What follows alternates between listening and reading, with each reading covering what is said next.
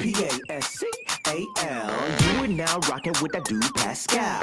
We be going wild, Haitian in the building, so original. Got the haters catching feelings. Get your hands up to the ceiling and keep them held high. Cause St. Louis isn't ready. Forget about it, goodbye. Hold on, we just saying hi. Five somebody, rise up. Weekdays, catch us live. Somebody, let's go. Good afternoon. Good morning. And good evening, everybody. Welcome to the Pascal Show. Hope this show finds you in good spirits because another day above the dirt is always a blessing. Let's not forget that. There's a lot of things that are going on out here in these streets, y'all. A whole lot of stuff going on, and there's a lot of things that we need to talk about. So we're kind of going to do a smash up of a bunch of things that are going on in these streets right now as we speak. Obviously, there's a lot of things that happened last night. There's a lot of things that happened this morning. And, in the streets and outside of the streets and all that. We got a lot to talk about, and we're going to be covering all of that in here and then some. So make sure you are tuned all the way in because we got some things to get into. So please do me a favor. In my first pregnancy, I gained 65. Before we get into everything, all right, hit that like button down below, please and thank you. Hit that reaction button if you're watching on these other platforms. If you are watching on these other platforms like Facebook, X/Twitter, Instagram, TikTok, Rumble, Twitch, and Kick, make sure you hit that follow button. All right. Of course, don't forget to subscribe here on my YouTube channel. Subscribe. Yes, guys, come on in here. Let's get on in here. Time to get into that, get that work in and get your stories and the news of the day. All right. So make sure you're subscribed here on my YouTube channel. Go to my second and third channel, The Pascal Show, Clips and Pascal Raw. Make sure you're subscribed over there as well. Of course, hit that notification bell on those platforms and on this one. Okay. Set it to all so you know whenever I go live, whenever I upload, because it's random. Just saying. No set schedule. Not yet, at least. All right. Of course, hit that join button down below. Become a member. Check out my Patreon. And of course, check out PascalMerch.com. Excuse me. We got a lot of great stuff over there. PascalMerch.com. All righty then. We have got to get in some things. We got to get into some things, okay? And here's something that I find very interesting. Now, first, we're not going into our top story of the news yet. I kind of want to start this today with something good. Okay, I know. What? Pascal starting a show with something good? Say what? Say it again. Yeah, I think I'm going to start with something good today. Okay, so we got some good news. I mean, a lot of people have been very much feeling some type of way and have been reporting about a beloved celebrity, recording artist, actress, all that. A lot of people have been talking about Dolly Parton and saying that she was on her deathbed. Apparently, her sister went to social media and basically said, please send prayers up because, our beloved Dolly Parton is not doing very well at all. Now we're hearing from Dolly Parton the very next day saying, I ain't dead yet. What are you talking about? I'm doing just fine. Now, of course, Dolly Parton, I mean, come on now. All right. There's just this sweetness about her, right? We all know that she's just, at least her persona. How's that? How she perceives, how she presents herself out here. How she presents herself out there is just absolute sweetness and joy, right? So, of course, the fact that they're saying yesterday, everybody was reporting this. They're going, oh, my gosh, she's in some serious trouble. In fact, let me see if I can find that post that that her family put out before we go into her saying, I ain't dead yet. Okay. Let's see. Let me see if I can find it.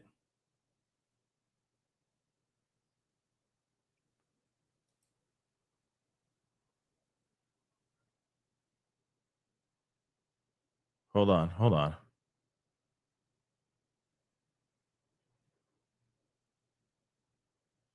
And what's also, there's another piece of information here too, which is interesting. Again, it just doesn't make any sense. 1 minute, everyone's like, oh man, prayers up for Dolly. Oh, good God. You know what I mean? And now we're hearing something else, which is absolutely insane too. Hold on. Whoa, wait a second. Okay, hold on.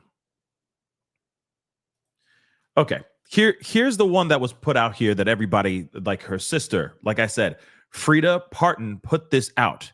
And a lot of people were reacting to this. And of course, everybody and their mom was like, oh no, prayers up, man. Prayers up.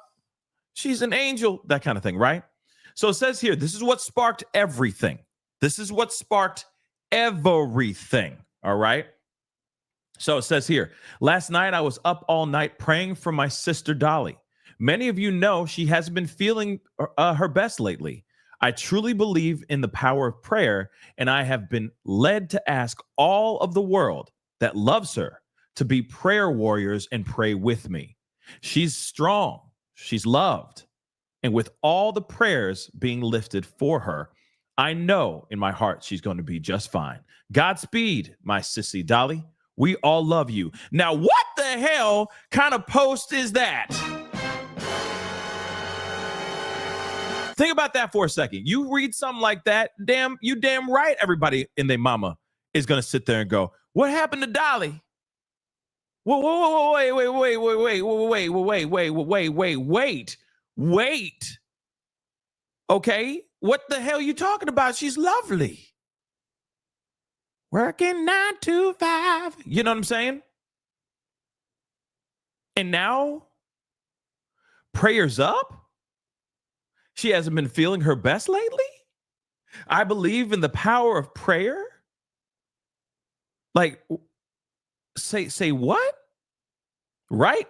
So this, you know what I mean? Of course, a lot of people are going to be asking, the hell is going on here, right? So then the sister offers another health update, which, by the way, why would you put that out there then?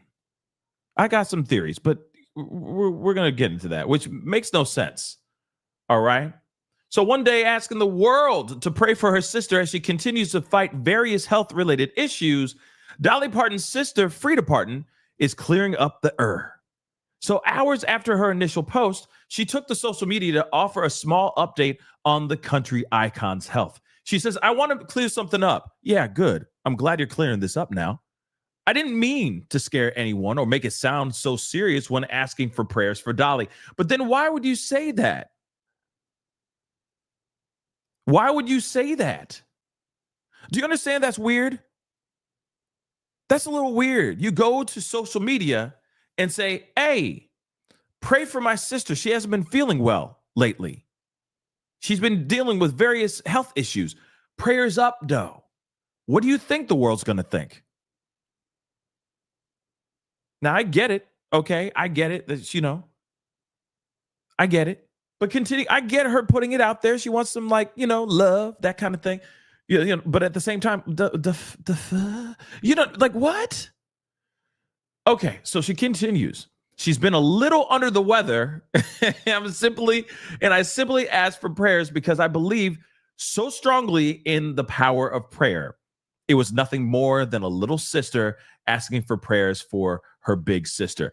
I mean, let me just be real. If it was just like a little sniffle, cough, you really think you should be saying prayers up for my sister who's fighting a nasty cold? Like, no. You just say, you keep the prayers to yourself.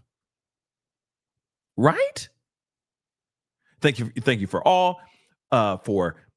all for lifting her up. Your love truly makes a difference. And of course, you got all these people who are seeing this, reading the first post, and they're just going in.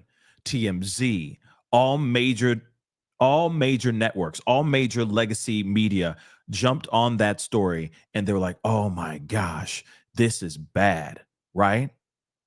This is super, super bad. And then suddenly she walks it back and goes, oops, my bad. What I meant was she doing just fine. So again, something seems a little bit weird here. I'm just going to keep it real. We're going to continue on. I got theories. I got a couple different theories. But here it is. Dolly Parton comes out and says, I ain't dead yet. Hell's wrong with you? Buy my children's books. Right? She didn't say that. But she said, I ain't dead yet. So we're going to get into that here too. So she's clearing the air after being dogged by rumors about her health. Well, it was a rumor that spawned from well, I will say this. It spawned from a good place. That's number one. Number two, because everyone's concerned. She is highly revered. She is highly respected and loved out here, okay, internationally. And of course, when you hear a family friend or a family member, sister of Dolly Parton, come out here and go, she ain't been well, prayers up, what do you think is going to happen? Of course, everybody's going to react. So, she says she isn't on her deathbed. So, the singer-songwriter directly addressed fans' concerns Wednesday in a lengthy post on social media, saying she wants to put people's minds at ease. She says she's got some quote-unquote problems, but says she's still working her butt off in Nashville. Dolly says she's having a few medical treatments, but clarifies she ain't going nowhere. As you know, folks flew into a panic yesterday after Dolly's little sister Frida went on Facebook asking for prayers for Dolly and saying Dolly Parton, quote unquote, hasn't been feeling her best lately. Fans were worried, and rightfully so. Dolly developed an infection from a kidney stone last month, and she also recently postponed 6 shows of her Las Vegas residency, which was supposed to run from December 4th to 13th at the Coliseum Theater in Caesar Palace in Vegas. Frida's post was flooded with prayers, and she later apologized for scaring people, saying that this was never her intention. Still, Dolly tells her fans, to keep praying for her in the video. Bottom line for Dolly, she says, I ain't ready to die yet. So let's take a look at this video, shall we? Hit the number 1. Let me know you guys can hear this too, because I know this platform's been wilding out. All right, let's go. Hey, Natalie, bring your camera over here. I want to say something. Well, today's October the 8th, and obviously I'm here doing some commercials for the Grand Ole Opry, which is why I'm dressed kind of like a country western girl. But before I got started, I wanted to say, I know lately everybody thinks that I am sicker than I am. Do I look sick to you? I'm working hard here. Anyway, I wanted to put everybody's mind at ease, those of you that seem to be real concerned, which I appreciate. And I appreciate your prayers because I'm a person of faith. I can always use the prayers for anything and everything. But I want you to know that I'm okay. I've got some problems, as I mentioned, back when my husband Carl was very sick. That was for a long time. And then when he passed, I didn't take care of myself. So I let a lot of things go that I should have been taken care of. So anyway, when I got around to it, the doctor said, we need to take care of this. We need to take care of that. Nothing major, but I did have to cancel some things so I could be closer to home, closer to Vanderbilt, where I'm kind of having a few treatments here and there. But I wanted you to know that I'm not dying. Did you see that AI picture of Reba and me? Oh, Lordy. I mean, they had Reba at my deathbed and we both look like we need to be buried. But and I thought, oh my Lord, but if I was really dying, I don't think Reba would be the one at my deathbed. She might come visit me earlier, but anyway, there's just a lot of rumors flying around. But I figured if you heard it from me, you'd know that I was okay. So anyhow, that's what I wanted to say. And I'm not ready to die yet. I don't think God is through with me, and I ain't done working. Okay, you get the general idea, all right. And I some people might say that this is AI. I'm being real. Instantly nowadays with this AI stuff, I don't trust nothing anymore. I don't trust nothing anymore. Okay, you got people like Jake Paul putting on makeup and I mean, it's just insane. Okay. The AI stuff is absolutely insane. So instantly when I saw this video, I was like, is this Sora? Is this Sora too? I mean, I'm just being real. Instantly, I was like, are we sure? Because she's out here. She's in, listen, I know this is really her. Okay. But all jokes aside, I know that this is her. But at the same time, when I first saw this video, I was looking behind looking behind her. I was looking at just trying to see if there was any glitches in the video, anything strange going on. Is her likeness 110%? Because if you've seen some of these Sora 2 videos, which are insane, man, I saw Bob Ross body slam Mr. Rogers on a folding table that was lit on fire in the middle of a wrestling ring. I'm not kidding. Okay, I literally saw that and it looked real as hell. It looked real. Okay, Bob Ross body slamming Mr. Rogers from Mr. Rogers' Neighborhood. And they were definitely not painting happy trees. Okay, definitely not making happy trees. And that was all from that Sora AI thing. Okay, so when I see this, I'm like, damn, she ain't on no deathbed. She ain't sitting there like, merman. She's doing just fine. She's doing just fine, it seems. So why would the sister put out a post like that? That's instantly what I think in my mind. Why would she post something like that? I don't think she's doing well. I'll say it. I'm sorry, guys. I really don't think that she's doing well. Yes, I'm happy that she's sitting. She's not standing, but I'm happy that she's sitting. She's talking. She's in front of cameras. She's in front of a green screen. So she's back to work, at least seemingly. She's like, I don't want to scare anybody. I don't think she's doing all that well. Why would the sister post something like that? Because her sister wasn't thinking straight, thinking well, or her sister thinks that maybe she's not doing well. You see what I'm saying? But this for damn show ain't AI. This is definitely her talking. Okay. I don't think AI has gotten that good. Because even the Bob Ross one with Mr. Rogers' Neighborhood, all right, body slamming on a folding chair, a folding table that was lit on fire in the middle of a ring, a wrestling ring. Okay, that clearly that you could see moments that were not real, that looked fake as hell, but it looked it was pretty damn good, right? Same thing with Jake Paul's videos that are circulating all over the place, where he's like promoting makeup and he's putting it on, and he's like the crazy stuff that they're putting Jake Paul into, all right, which is scary and wild. And the stuff is pretty damn close, but it's not 100% because you see the face and you're like, that's Jake Paul, but not really. You see what I'm saying?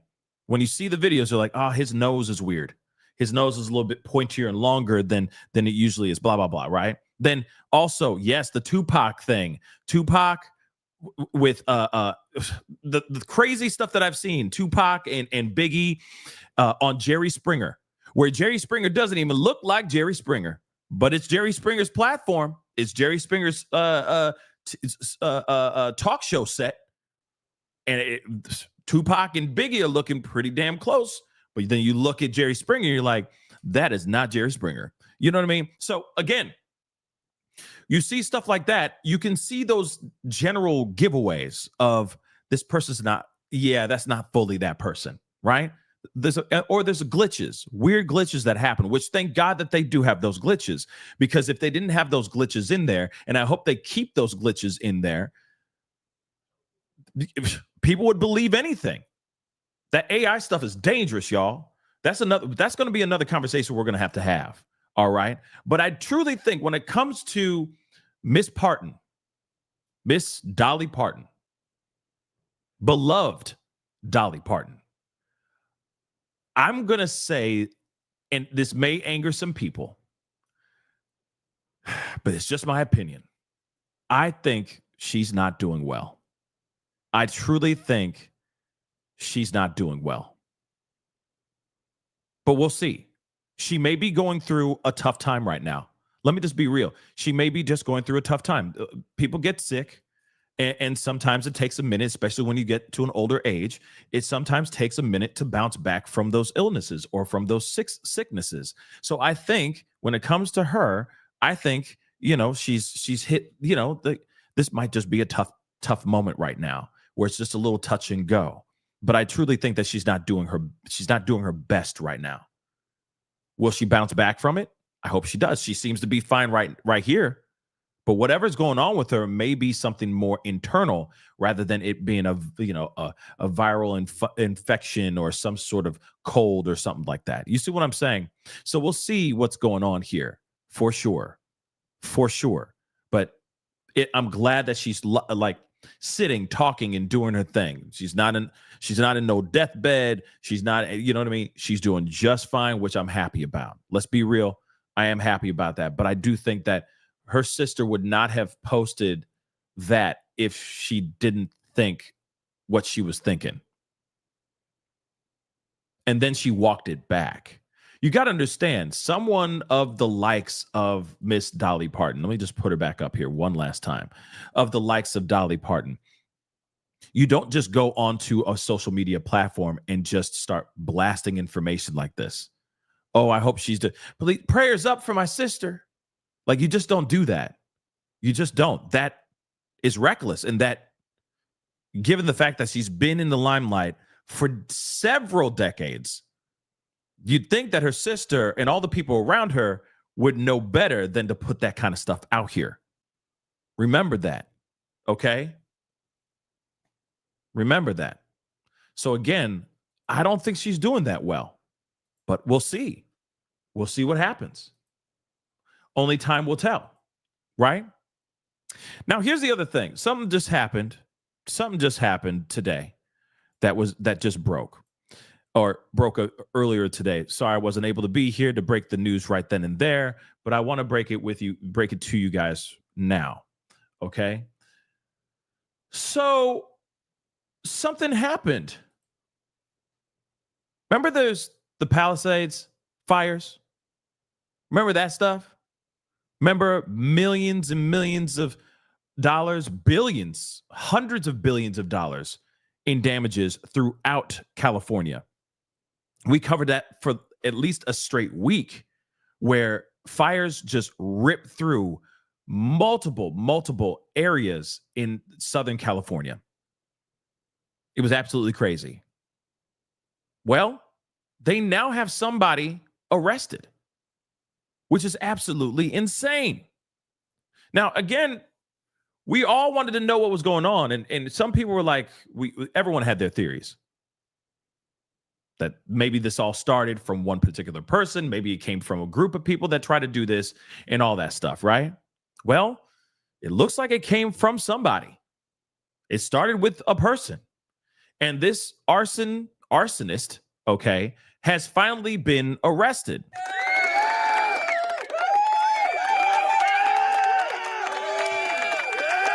And I'm quite curious how they were able to detain this guy, because I'm still trying to figure this out. Okay, I'm still trying to figure this whole thing out. It's very interesting. But this guy right here, Jonathan Rinderknecht, I think it's called. His last name is Rinderknecht, something like that. This is the guy that apparently started these fires, and apparently there was some online information that exposed him that showed that he is the guy to do this. One guy did all of this, or he really started the fire.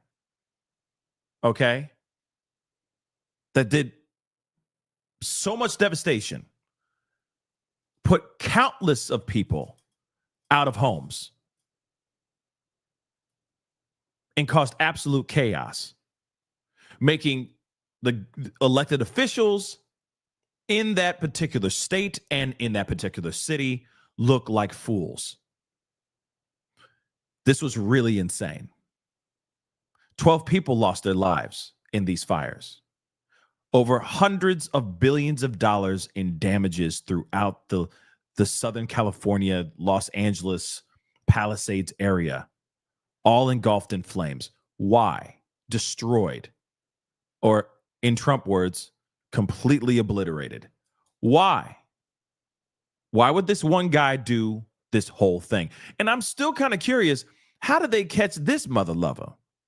Think about that. How did they catch this mother lover? Why did they catch this mother lover? But they can't seem to find like Emmanuel Haro's body. They are able to find this guy, but they can't even arrest David or Deforvide. Think about that. Just doesn't make sense to me.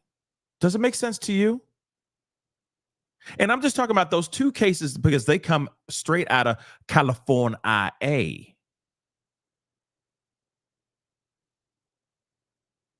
Weird, right? So you found this guy. It took a minute because this happened in January, if I'm correct, right? Last January when these fires broke out and all that. So this been a minute, but they still got the guy. How did they find this guy? How did they, what did they see street cams? Did he do a video being like, here, I'm out here starting these fires, proud of it, gang, gang, Palisades fire started by me. Don't you see I have a match and a dry bushel of hay in my hand? How did they find this? That's one thing. Him. How did they find him of all people to start it all? That's what I want to know. But they can't seem to find a baby boy, and they can't seem to connect an unalived young teenage girl that was found in the car of a recording artist. They can't seem to do the simple math for that, but they could do some serious, like, trigonometry. I don't know.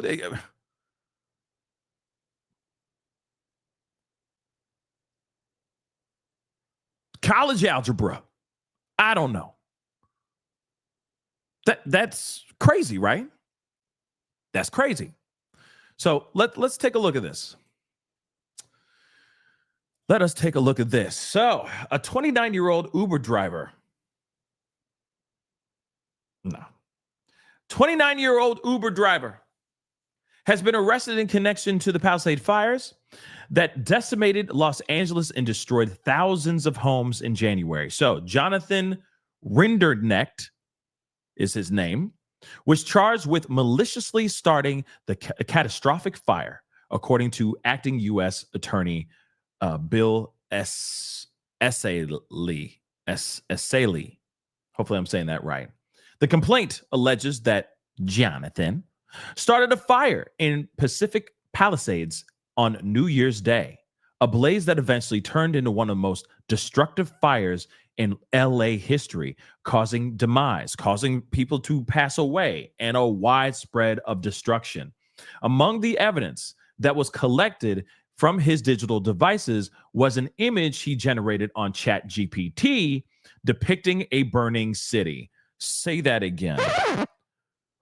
Among the evidence that was collected from his digital devices was an image he generated from ChatGPT depicting a burning city. Hold on. Hold on now. Say word.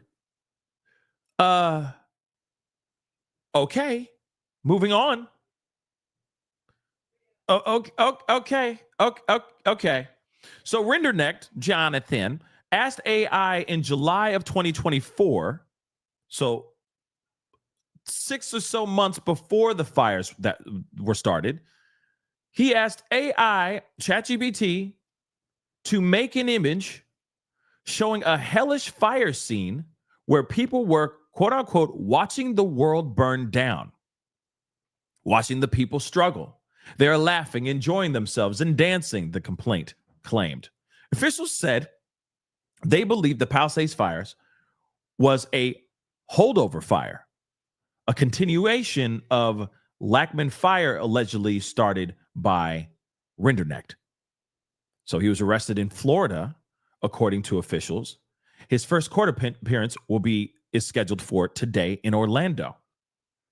He was charged with destruction of property by means of fire, a felony that carries a mandatory minimum 5-year prison sentence and is punishable up to 20 years. And if he really did do this, and if he really is connected to this whole thing, then he's going to get the full 20 years. He should get the full 20 years. Let's not forget what happened here. This fire took out 12 people, destroyed more than 6,000 homes and buildings in the Pacific Palisades, a wealthy coastal neighborhood of LA. Here's his face one more time. Don't worry, we're coming back to that AI talk.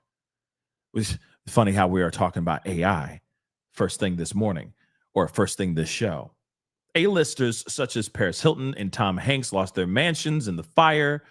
This supposed arsonist was a former resident of the Palisades and allegedly lit the fire with an open flame, likely a lighter, after he completed a Uber ride, per the criminal complaint. The complaint against him also said 2 of his Uber passengers on the night of December 31st said he seemed agitated and angry. Detectives said that at 11:28 p.m. the same night, Rinderknecht listened to a song by French artist Jasmine with themes of despair and bitterness. The music video shows Jasmine, hopefully I'm saying that artist's name right, okay, lighting things on fire. The suspect had allegedly listened to the same song 9 times in 4 days and watched the music video 3 times over the same period. So he made several unsuccessful 911 calls repeatedly on January 1st after starting the fire. He fled the scene of the original fire, but returned to the same trail where he had been earlier to watch it burn.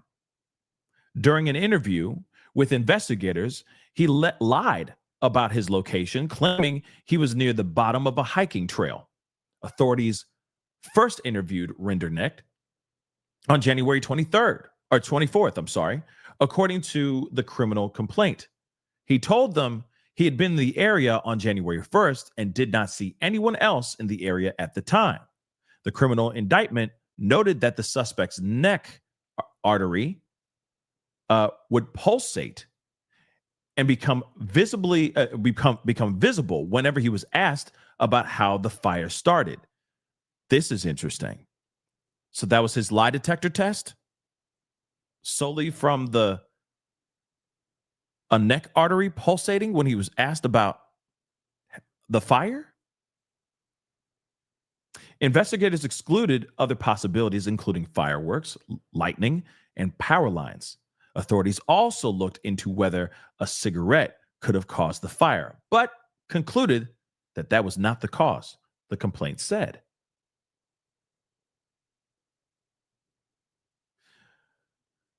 So we already know about LA Mayor Bass receiving a lot of backlash, okay, for being out of town as the fires escalated, reacted to the arrest on Wednesday. So she says, more than 9 months ago, our city faced one of the most devastating periods our region had ever seen. Our heroic firefighters fought the blaze valiantly. As we are working tirelessly to bring Angelinos home, we are also working towards closure and towards justice. And today is a step forward in that process. This arrest comes after an outside review released in September found that a lack of resources and outdated policies for sending emergency alerts led to delayed evacuation warnings during the deadly fires. The report commissioned by the LA County supervisors said a series of weaknesses, including outdated policies, inconsistent practices, and communication vulnerabilities, hampered the county's response. Now, of course, we did see all of this. We did see all of this chaos, all these things fall apart. Everything look really, really bad. And it made Mayor Bass, Governor Newsom, and just first responders look like boo-boo the fool. And yes, there were a lot of inconsistent practices and communication vulnerabilities that were definitely exposed within that situation. What's really sad, though, is that other cities didn't take a note.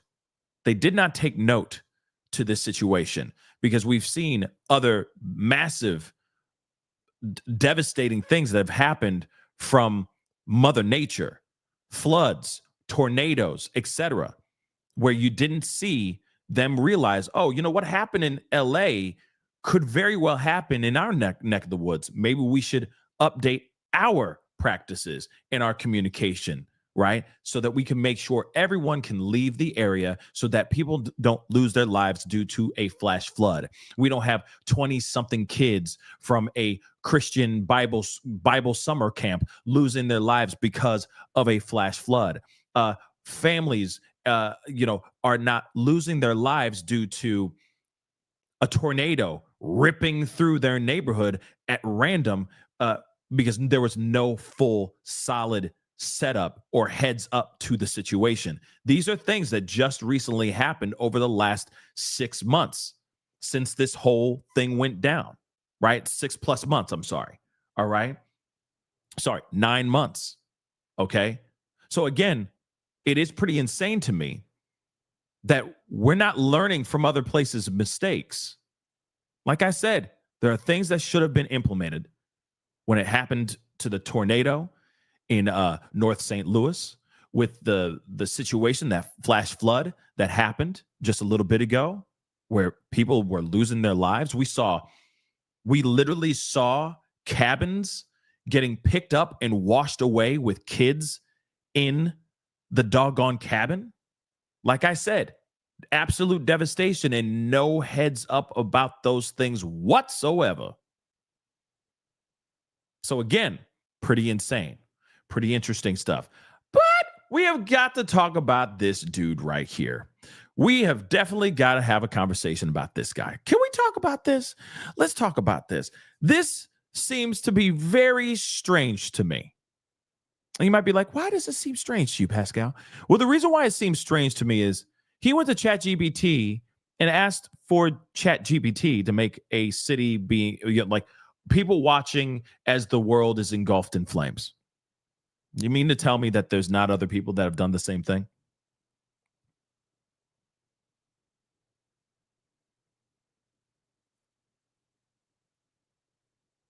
I'm just saying. Plenty of people have done that. Here's the other thing. Plenty of people have been on listening to Jossman, listening to that song over and over and over again. All I'm saying is those things, sure, he was in that area, but does it really pin him to the crime? I'm sure it's the guy, but I can see where his lawyers, if he does get a good lawyer, could literally use that for reasonable doubt. Sure, he was in the area, but did you see him lighting the match? Did you see him flicking the lighter? Was he literally there? Right? Was he truly there? Seems a little bit weird. I'm not sitting here saying that this is not the guy, but it is interesting that they're like, we have AI footage I have made for thumbnails, things on fire. It doesn't mean that I'm going to go and light things on fire, right? I've seen music videos where things are on fire. Does it mean I'm running out here and lighting things on fire? No, it's just music videos. So again, it's just ChatGPT. It's just AI. And people do crazy stuff with AI. Man, there's some crazy, some of y'all, some people out here disturbing. And they're making content with this AI they shouldn't be making content of, if you get what I'm saying. This is the reason why I think that this AI stuff is getting really, really out of hand, and they really need to get that stuff on point. And I don't mean to keep circling back into that conversation about AI, but that is a concern. It should be. It should be an absolute concern for all of you. Real talk. There's crazy stuff going on. Okay? Crazy stuff. So again, do they truly have their guy? Do they? I don't know. Maybe they do. Maybe they don't. But at the same time, for them to go, we could see visibly the artery in his neck. Every time we asked him about the fire, his neck, his vein neck, his neck and his vein, the vein in his neck would just start pulsating. Okay, just start pulsating like crazy. Okay, as soon as we start asking him about anything with that fire, his neck starts going go go go go go go. Definite, he definitely lying. He has something to do with it. Okay, we'll see. But for me, I need some more hardcore evidence. That's just me, though. ChatGPT, people are making worse stuff on there, y'all. Worse stuff on ChatGPT than a world on fire. In fact, I think I used it. It was like because we were covering something. It was like a ChatGPT of Trump holding a world and the world is on fire. Like looked like a big old fireball, right? I don't know if I used that or not, but I made that, right? But you won't see me out here next to some a dry bushel of hay trying to start some ish. You won't see me doing that, right? But like I said, people are making crazy stuff with that AI stuff for sure. Let's take a look and see this little clip here, okay, from the press conference that happened just a little bit ago. Good morning. My name is Kenny Cooper. I'm the special agent in charge of ATF's Los Angeles Field Division. Today marks a significant moment in a long road to justice for our community. After more than 8 months of tireless, meticulous work, I stand here with our partners, proud to announce an arrest in connection to the devastating Palisades fires that claimed lives, destroyed homes, and shook this community to its core.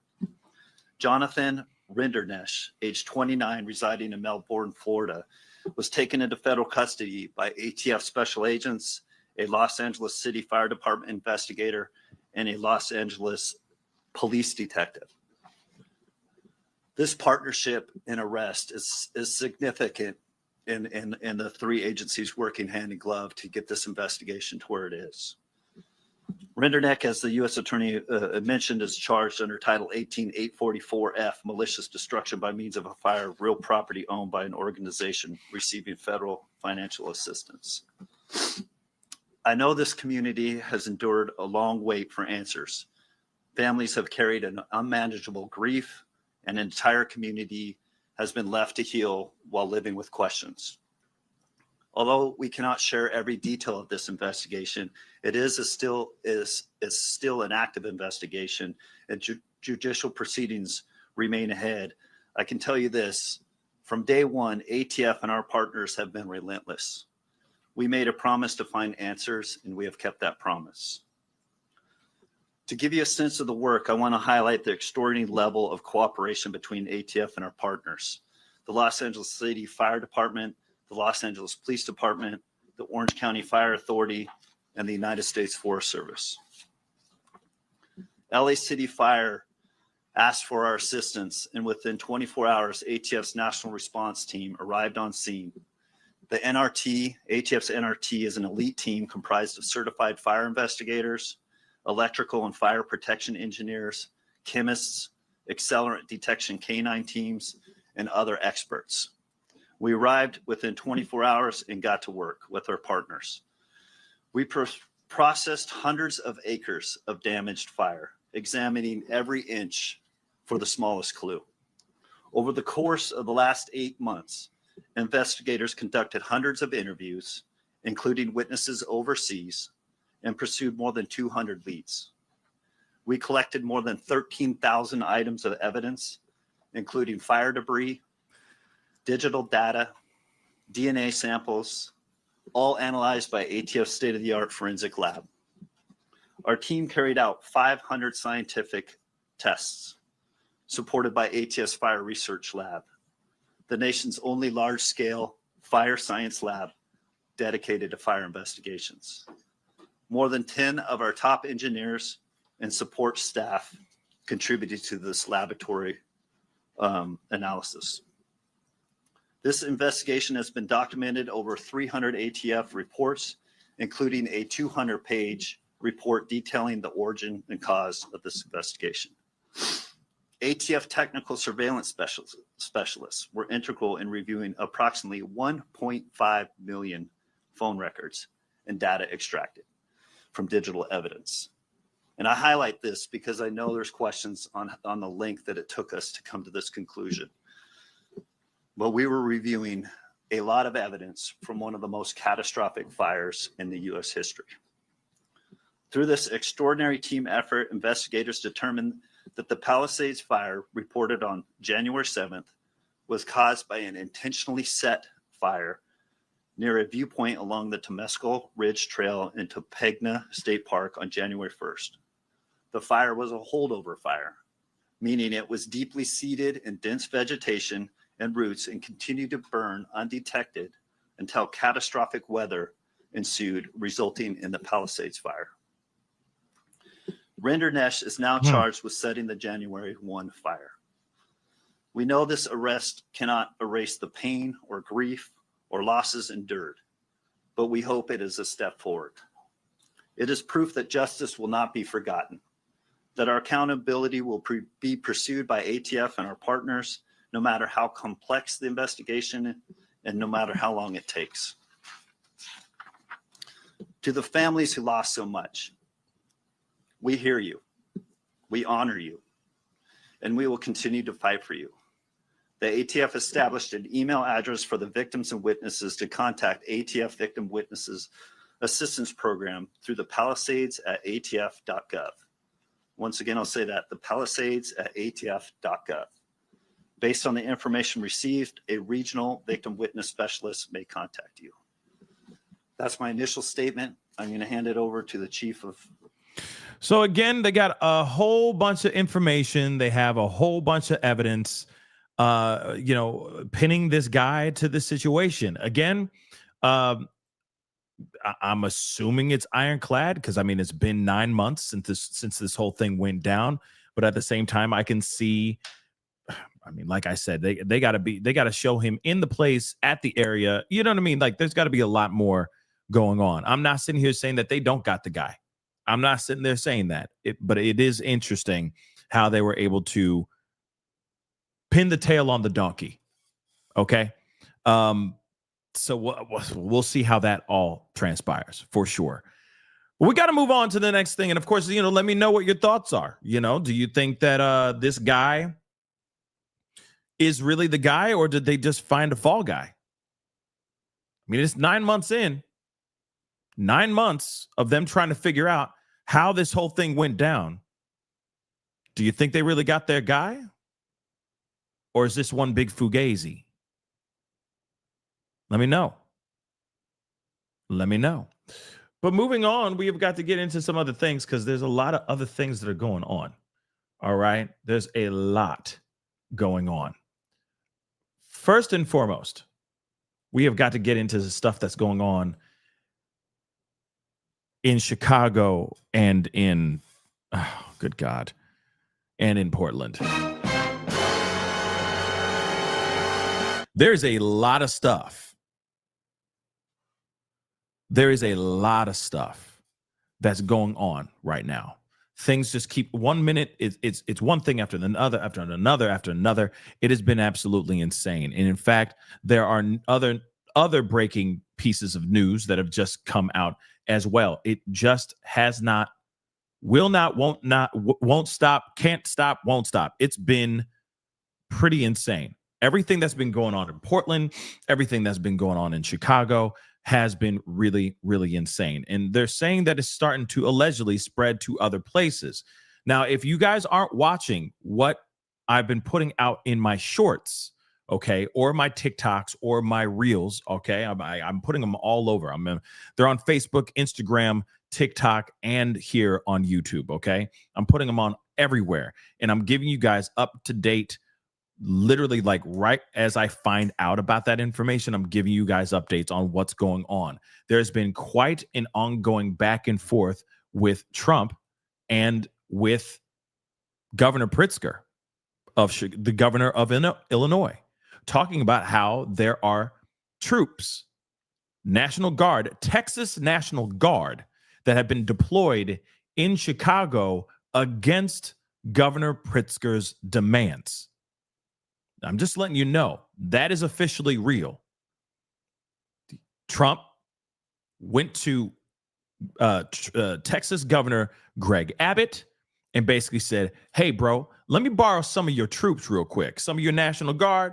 I need to send them to Portland, and I need them to go to Chicago, because clearly Governor Pritzker is sitting there going, oh, no. You're not allowed to come in here at all. Don't even waste your time bringing any of these National Guards into this city. You will not be happy at the results, right? What did Governor Abbott do? Governor Abbott's like, all right, bro, whatever you say, MAGA till I die, bro, MAGA till I die. And what happens? Now you have National Guard troops from Texas that have been deployed, and they are boots on the ground in Chicago. This has been very crazy and has been very nuts. Portland is not doing any better either. It has been very bad, and there have been moments that have been depicted or caught on film, caught on camera, that look very, very bad, okay, with ICE hitting people with pepper balls in the head, pastors getting hit in the face with pepper spray, pepper balls, etc. People who are just literally standing, feet away from ICE and police, and they're coming up and unprovoked blasting pepper spray in these particular people's faces. The guy in the frog suit, okay? I mean, they're doing some diabolical stuff out here. It's bad.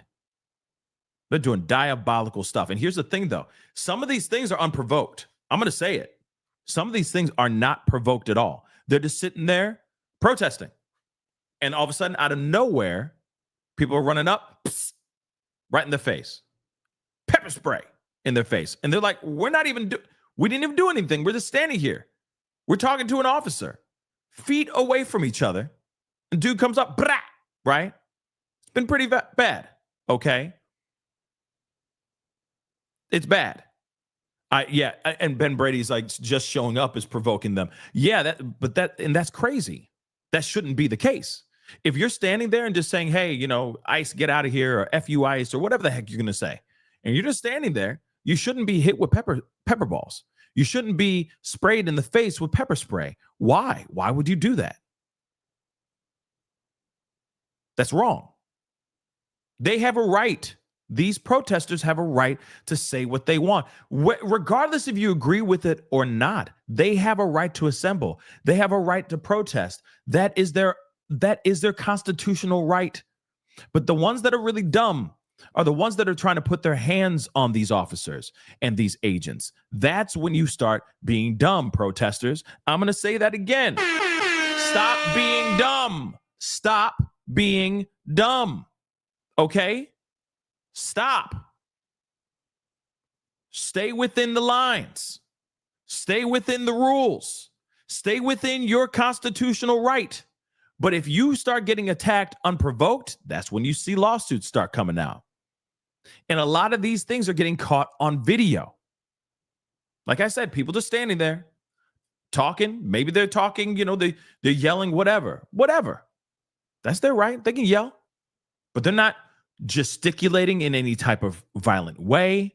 They're not pulling out any type of weapons. They're not putting their hands on these officers. And then out of nowhere, blow, they're getting blasted with pepper spray in the face. That's insane. That's insane. Okay, and wrong. But that's just me. All right. I know everybody and their mama, we all have our bias to a certain extent. And some people have a bias of like, hey, it's their fault for showing up in the first place. Well, that's their legal right. That's their right, guys. I don't have to agree with it, but I will agree with constitutional rights. And that should always be first in this situation. But when you start putting your hands on people, you start putting your hands on the agents, bro, don't be surprised what happens. Don't be surprised what comes to you. Don't be surprised. Period. Okay? So again, very interesting stuff. So let's take a look at this because there's a couple of things, okay? So Governor Pritzker went onto his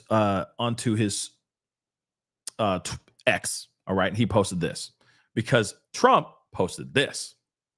He said, Chicago mayor should be in jail for failing to protect ICE officers, and Governor Pritzker also.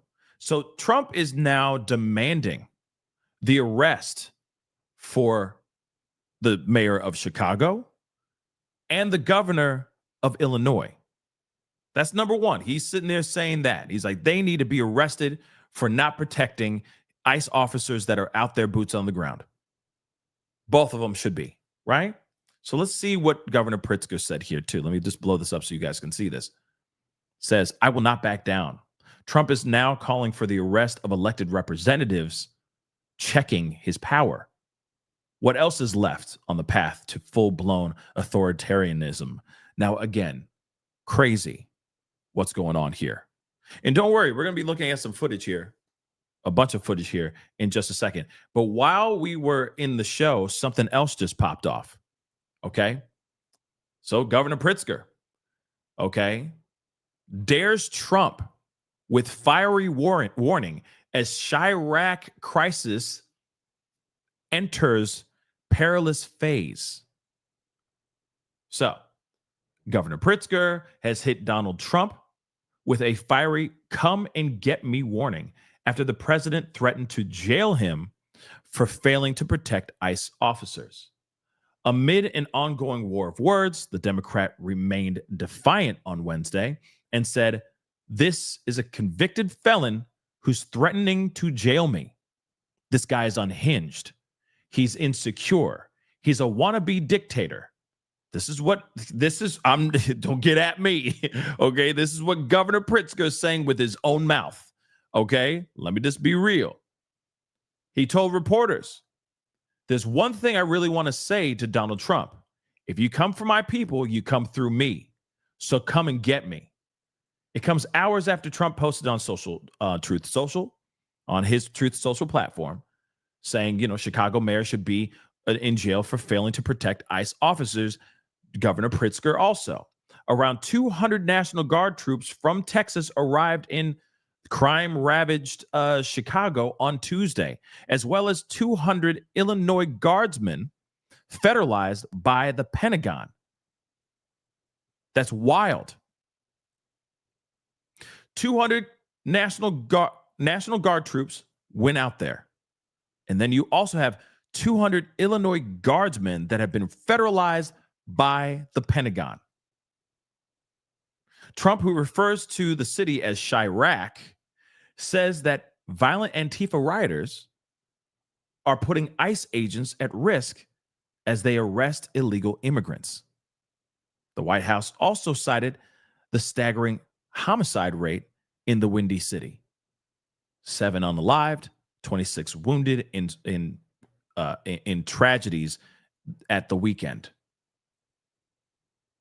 Illinois and Chicago have sued the administration to block them from sending troops. Isn't that crazy that you have the state and the city suing the White House, suing the administration for what they're doing, right?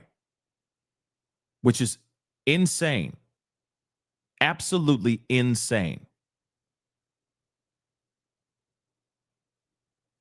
Like I said, Texas troops, National Guard, 400 federalized National Guard troops from Texas are now in Chicago.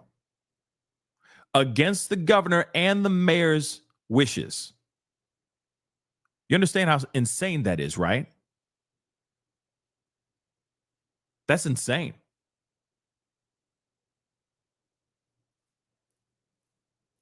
There's a lot of chaos going on, baby. Whole lot of chaos going on. Commercials, gotta love that crap. Imprisoned. I want to give you an opportunity to be imprisoned. I want to give you an opportunity. We've seen your reaction on social media, but I want to hear what you have to say back to the President of the United States. Well, let's start with the idea that this is a convicted felon. I mean, think about that, who is threatening to jail me. I got to say, this guy's unhinged. He's insecure. He's a wannabe dictator. And there's one thing I really want to say to Donald Trump. If you come for my people, you come through me. So come and get me. You're hearing it from his mouth right now, which is insane. Okay, I got to hit the dun dun dun. Y'all, what do you think about this? Are you with it? Are you like, damn right, Governor Pritzker, holding it down? Okay, or are you not with it? This is some crazy stuff, I will say. This is some crazy ass stuff. And I feel like it's only going to get crazier. But again, you got Trump demanding the arrests of elected officials from Illinois, Chicago, and in the state of Illinois, because he wants to put ICE in there, which there already are there. Okay. He also wants to put National Guard in there, which National Guard is already there. They're not cool with this. And he's saying, hey, you're blocking what I'm trying to do. Y'all need to be arrested. And all they're doing is sending out lawsuits, basically saying, hey, trying to stop him from doing what he's doing. Again, are you with it or not? Here's the other thing, too. As much as we sit here and, you know, because there's a lot of people that are like, yeah, damn right. Do you understand? You're cheering for something that could potentially be coming to your city. I just want to point that out. The chaos, the mayhem, etc. This is a very big deal, because what we're seeing in Illinois, what we're seeing in Oregon, and potentially other places as well, it's coming. This wave of ICE, National Guard, all that stuff, you really think that Trump, the administration, is just going to stop with Chicago and Oregon? I'll tell you what, hail to the no. It's not over yet, baby. We've only just begun. They've only just gotten started, y'all. They've only just begun. I'm telling you right now, this type of stuff, I don't like seeing it. I'm going to be real. And any person that is okay with that, I don't know why you'd be okay with that. I just don't.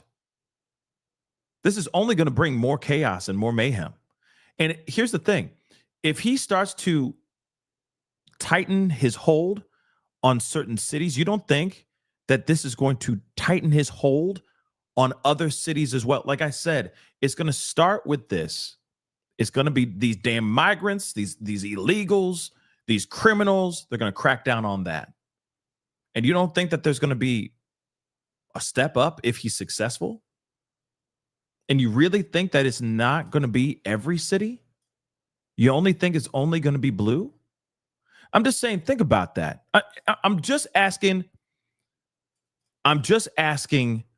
a solid, legitimate question.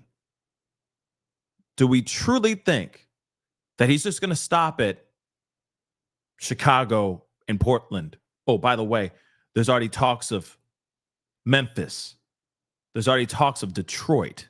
There's already talks of St. Louis.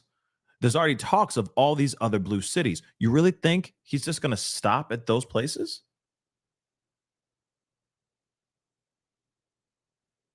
and I've already said this before, and I'm going to say this again. I truly do think that he's setting up. This is all a setup to jack things up.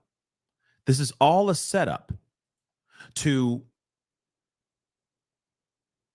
because he knows the recipe. Okay? Yeah, so here's the thing, Tanya in the D. They you may think Detroit is fine, but do we think that Trump believes it's fine? I'm just saying. Think about where his mind is at. His mind is in one spot. And if it's a blue state, it's riddled with problems. Or not a blue state, blue city. If it's a blue city, it's riddled with problems. That's it. That's how he's seeing things. But like I said, you really, truly think that it's just going to stop at Chicago and Portland? If they're successful in his mind? He's already piecing these things together. He knows the rhythm. He knows that if he puts in the right type of situation, it's only going to escalate chaos. And then what's being depicted by the media and social media is just going to show and depict chaos, which will give him more incentive and more of a reason to bring out more reinforcements. Think about that. And then when it all slows down and people get tired and the chaos, I guess, subsides, he will say, see, it was successful. I brought ICE here. I brought National Guard here. And now look at all the crime has dropped at an incredible rate, blah, blah, blah. We're going to do this to other cities now. You don't think that, like what we talked about before, a couple weeks ago, right? Way back when he first deployed National Guard in his own backyard in DC. And then instantly he said, look, see how clean it is? I could walk down the street because we have eradicated crime. I could walk down the street without anybody giving me any problems. Look at what I did. It worked. And now he's spreading it out. Of course, these other cities are trying to push back. They really are. We can clearly see that now. They're pushing back as best as they can. But at the same time, he's still deploying these National Guards. He's still deploying these these agents, etc.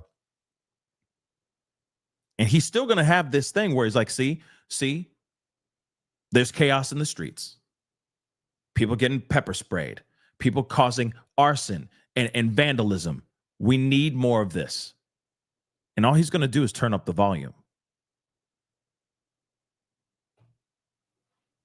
He's just going to turn up the volume, y'all. It's all about perspective.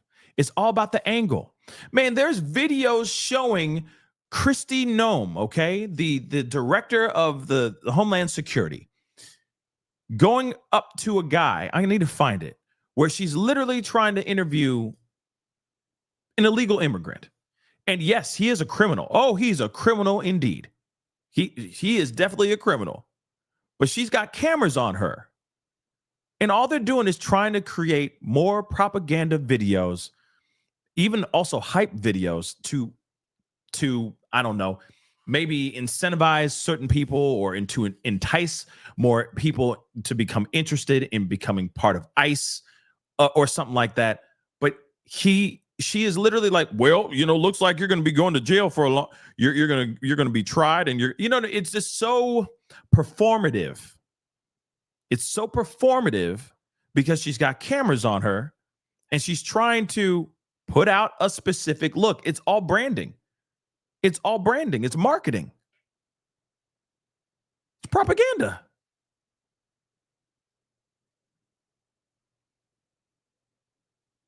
Like I said, it's something that they're putting out to try to say, hey, us coming to your backyard is justified. See, we're cleaning up the streets.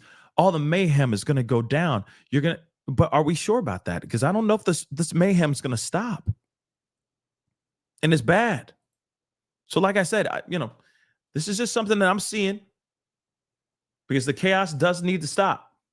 But I want you guys to see this video, the one I'm talking about. This is pretty crazy. Take a look at this. We're gonna body check it because what? His megaphone? Who is talking to you? No. Hey, this is the line that they created.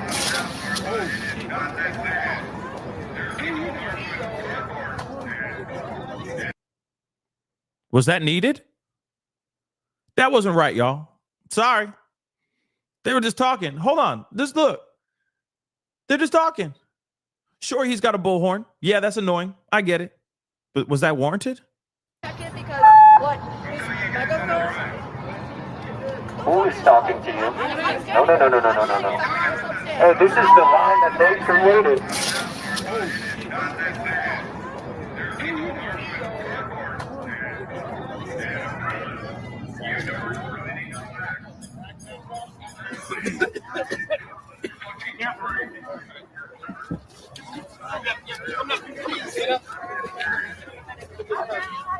Anybody got some saline? Saline, please.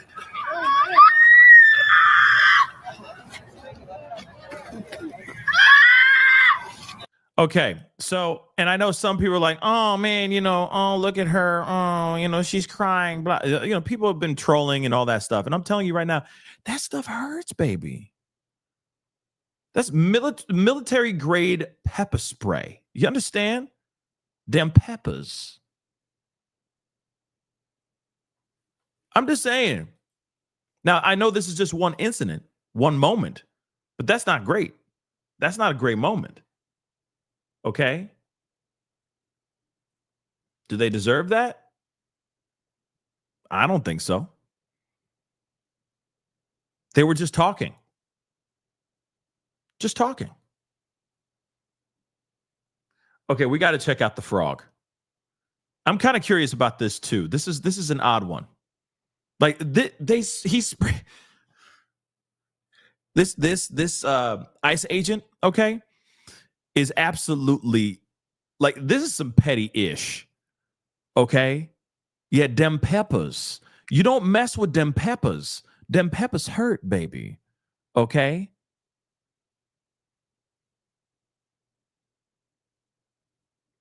Dem peppers.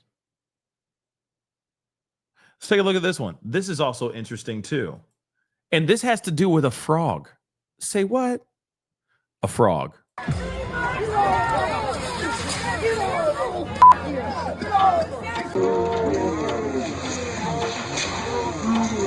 So again, look at this. This is ridiculous, first off. Because like, what kind of danger is this guy going to be? He's dressed up in a damn frog outfit. Okay? He's in a damn frog outfit.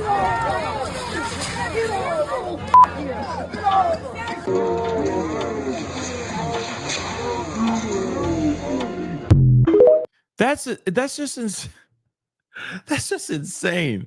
Guys, we are living in some weird times. That's all I got to say. We are living in some weird times. And it does make you wonder why. Just why? Just why?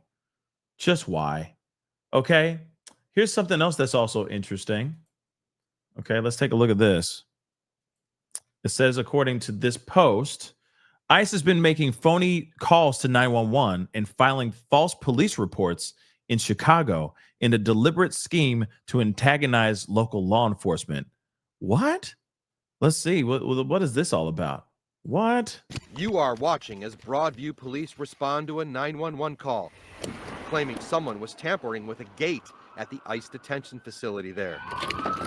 Body camera footage obtained by the CBS News Chicago investigators shows several Broadview police officers respond to an alleged homeland security threat. The gate in question is where ICE takes detained immigrants for processing. What's up, guys? Hey, what's up? Not much. How are you? Good. We got a call of subjects trying to climb over the fence or something. No, not since we've been here. But when police arrive, all they find is two people and a camera. Our CBS photographer filming the exterior of the building with a CBS security guard by his side. Okay. Say what? That's insane. Unless they saw these two people and just thought that these guys were up to no good and just made a phone call, made a 911 call, because they're like, we're not messing with this or something. I don't know, but this is very weird. You guys didn't tamper with any of the... No, man. The 911 call claiming someone was tampering with the gate came from an ICE agent. According to this incident report, an ICE agent called police for help. But he can't go and try to force his way in that door. Okay, so the guy in the He blue. just says No, that the he was guy just the recording. camera. Do you believe that that was a false call? I do. Again, it was just our CBS photographer filming the exterior of the building. In your mind, bogus. Yes. It's disturbing. It's ridiculous. Broadview Police Chief Thomas Mills says this is just one of several questionable 911 calls his police department has received from ICE at this facility recently. This same detention center has become the site of at least 3 other incidents involving federal agents who are accused of hitting people with cars, shooting projectiles, and using chemical agents on journalists, including a CBS reporter last Sunday. This is crazy. This is just crazy. Like I said, guys, like this is the kind of stuff that this is all over the internet, guys. This is what's being shared all over the internet. People are really reacting to, this is not good. There's excessive force here for sure. Okay. There's excessive force here. Again, like I said, you have the right to go out there and speak. You have the right to go out there and yell if you want. You have the right to go out there and assemble as a peaceful group of people, yelling in unison towards whatever you're not cool with. All right. Whether I agree with that or not, that is your legal constitutional right. But then you see stuff like this where people are getting attacked, or, situations like this where we're hearing 2 sides to the story, where, we're seeing CBS is saying, yeah, we weren't doing anything. We were just filming the outside of a gate. And then you have ICE agents basically saying that they were trying to climb the fence and all that. Pretty crazy stuff. And then when you hear from chief or head of the police, that police department basically saying, yeah, that was a false police report from ICE. That's pretty insane. Okay. The fact that this is the kind of stuff that we're seeing right now is appalling. It's absolutely appalling, guys. And we shouldn't be seeing stuff like this. They're bending rules. See, that's the thing. They're either bending or straight up breaking these rules solely because they have the administration behind them, and also because they're also hiding behind masks, goggles, low hats, a combination of those things, wearing shades and all that stuff, right? They are allowed to lie or to do or use excessive force on innocent lives. Now, don't get me wrong. Like I said, there are people out there that are doing bad things. Those people who are out here doing bad things and causing chaos and being violent, you get exactly what you deserve, period. But the ones that are out here that are peacefully protesting, come on, y'all. Come on now. That's not right. Hold on. I'm trying to find the video of Kristi Noem, because it's just insane. Hold on.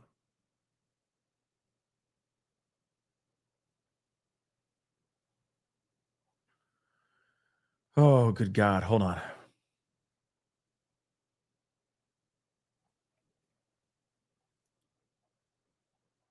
One second.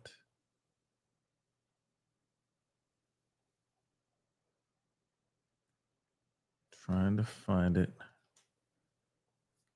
Give me a moment.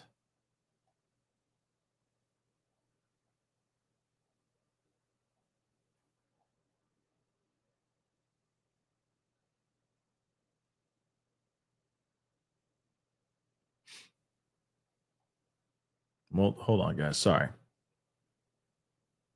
Oh, here it is. Now, here, let me just say this real quick as we look at this video, and this is from I guess I don't know if it's directly from the Benny Show, but it is. His watermark is on there. But if I'm correct, this is the one where, is this the one? Nope, it is not. Sorry, I take that back. Not that one.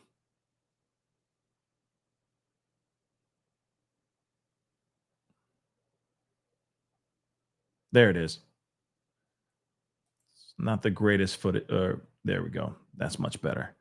So here's the one. And again, this is some this is a moment where I'm like, yeah, send this person back, please and thank you. We don't need this guy here. Okay, a moment where you are hearing from who or what this guy was arrested for in the past. Okay, from wherever he was from. Okay, and then also apparently, if I remember, if I have this correct, and if what I heard in this conversation that Christy Nome had, he also was convicted in America too for doing some really bad things. And I'm going to tell you right now, to littles. Let me just say that really quick. So a situation, this is the one moment, and I know that there's other big moments. I'm not saying this is just the only moment, but this is one moment when I sit here and I go, yes, this is the reason why you take these kind of guys and you get them the F out of here. That's what I agree with 110%. But when you're just going in and taking anybody who's brown, okay, anybody who's brown or black as well, yeah, that's a problem. That's a problem. But when you get guys like this, let's go. Take him, throw him out, or lock him up and make sure he stays locked up because he's a repeat offender. All right. And he's a criminal living out here. But when you're just taking everybody, that is a problem. Let me show you what I mean. But she used this. This is content. She's like, well, look, let me go talk to the man. You know what I mean? You know, this felt a little weird. You're going to see. It's very, to me, like I said, a little bit performative, but at the same time, perfect opportunity to be filming that and sending that out to the masses. See these sweeps, these massive sweeps that we're doing. We're catching the bad guys, but actually, while you're catching the bad guy, you're also catching innocent people as well, and ripping those people from homes as well. Some of those people that are being detained aren't even illegal. That's the problem here too. So again, there needs to be a better process here rather than just one big massive sweep and just terrorizing people and ripping people from family homes, from their families and stuff like that. That's what I feel. But let me show you. This is a moment, which this is very staged in my personal opinion, but I am appreciative of them catching this guy. You speak Spanish? Hello. I'm Christy. I wanted to ask you a few questions. How long have you been in the United States? You don't know? No English? ¿Cuántos años tienes en los Estados Unidos? 7 años. How many times have you come in and gone out of the country illegally? ¿Cuántas veces has entrado a los Estados Unidos y te regresas a México?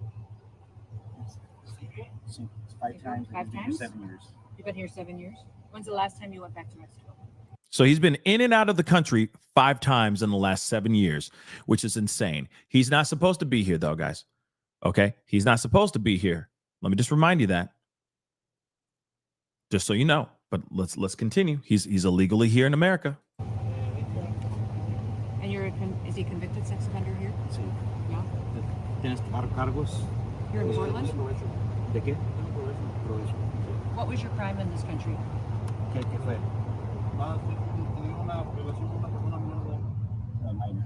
Minor. Okay. Right there. A little. That's why he was convicted here in America. Okay? Just so you know. This is when I'm going, yes, catch these criminals and get them the F out of here. And keep them the F out of here. Violent criminals, criminals in general, please catch them. Put them away and make sure they do not come back into this country ever again. But just innocent people that are just trying to get by, like all of us that are just trying to make $1 out of 15 cents. This is the stuff that I want to see more of. and less of innocent people getting detained, children getting put into zip ties, okay, outside of their homes, that kind of thing. While they're still making propaganda hype videos about ICE propelling from Black Hawks and stuff like that. You know what I mean? That's the kind of stuff that in my personal opinion, looks really, really bad. But that's just me. Let me continue. You also know it's a crime to be here illegally, and you will be prosecuted for it, correct? ¿Entendió que van a tener cargos de eso? Do you have family here? Do you have children? No. So how old are you? 27? 37, 47. 37. 37. Okay. And you're not married and you have no children? Okay. All right. Well, you will be brought to justice and prosecuted for your crimes. Ya va a haber cargos tocante lo que explicamos ya. Do you have other individuals and family members that are here in this country illegally? ¿Tienes familiar que están aquí en los Estados Unidos legales? Are you the member of a gang or cartels? Or ¿Eres miembro de otra organización criminal? All right. Thank you. Gracias. So how did the But you realize that this whole video that they just did, of course, I'm going to play the rest of it here in a second. And it's only got like 30, 40, 45 more seconds left. But you see that this is her using this as an opportunity to show to the general public, to good old fashioned, average Joe America, all right, out here, that look, it's working. What we're doing, these sweeps, they're working. See, this is a repeat offender, and this guy is an absolute monster, and he's illegal, and he's still here in this country. Isn't that crazy? But I'm telling you right now, not every single person that they're detaining right now is a criminal to begin with. Just saying, this is them trying to go, look, see, progress report. We got one. See, all of them are like this guy. Can't you see? Average Joe America? Be rest assured that we will not sleep until every single criminal, illegal criminal, is out off our streets and out of this country. But they're not showing the other side of this story. They're not. They're not showing the other side of the story. There are many, many other stories that we've been hearing. Countless stories of them getting the wrong people. Countless mistakes that have been seen. Countless mistakes that have been seen, guys, and have been made. And they have to sweep those things under the rug. If you notice the video that we saw just the other day when they were showing ICE propelling down from Black Hawks and attacking this apartment complex in Chicago, they did not once show any children detained, any children in zip ties. They're not showing they're editing, they're cutting around things to make things look polished and perfect so that they can put it out to average Joe America that is literally consuming it and going, well, what they gave us is the truth. But it's not, guys. And the thing is, we can agree to disagree, guys. But this is the kind of content that they want out here. And don't get me wrong, I'm with this if this is what they're doing all the time. But they're not. A criminal like this needs to be thrown away and left, like put away, not to ever come back ever again. 110%. But they're not showing it all, guys. This is just one guy right here. I know that there's many. I know that there are many. But they're showing one guy, and then this is being reshared to average Joe America to make them believe, oh, well, then, if that's what they're doing, then that's exactly what they're doing. I trust them. They're doing exactly what they're supposed to be doing. Well,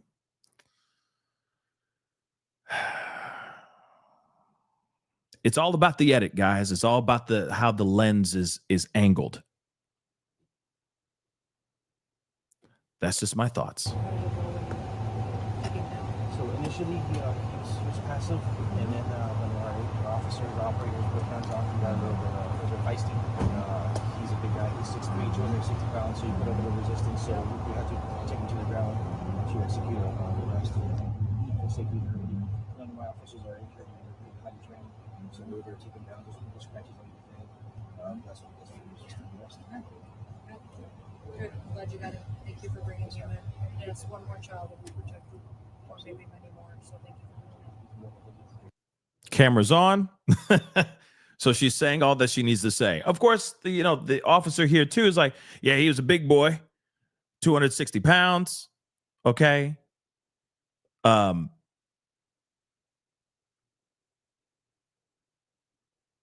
You know what I mean? 260 pounds, 6'3".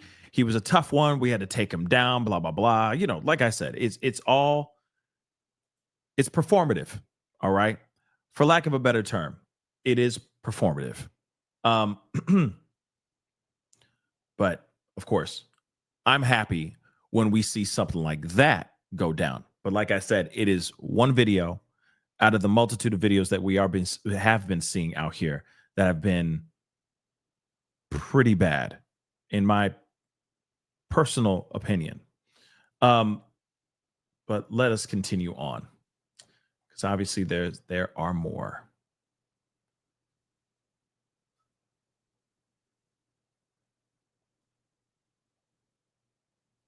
Where is it? Hold on.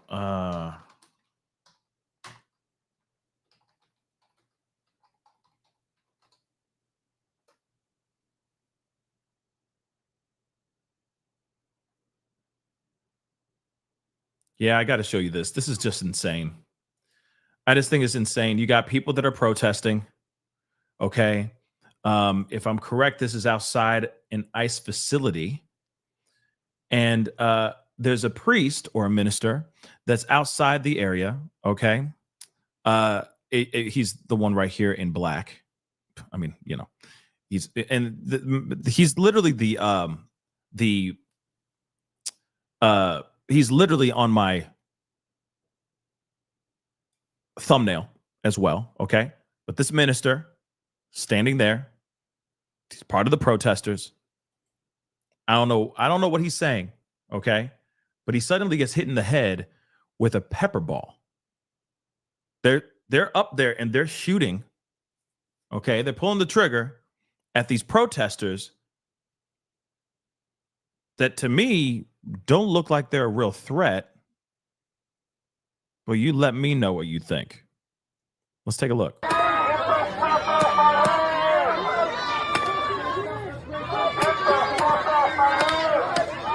Dang.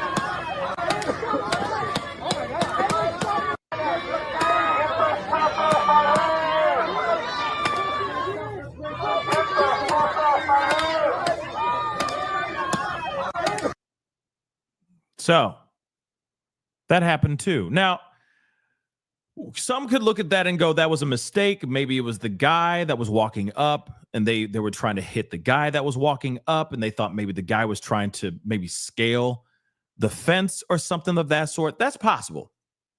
But still, no matter what, they were still just taking aim at everybody. Like I said, that it's just disturbing. It's disturbing.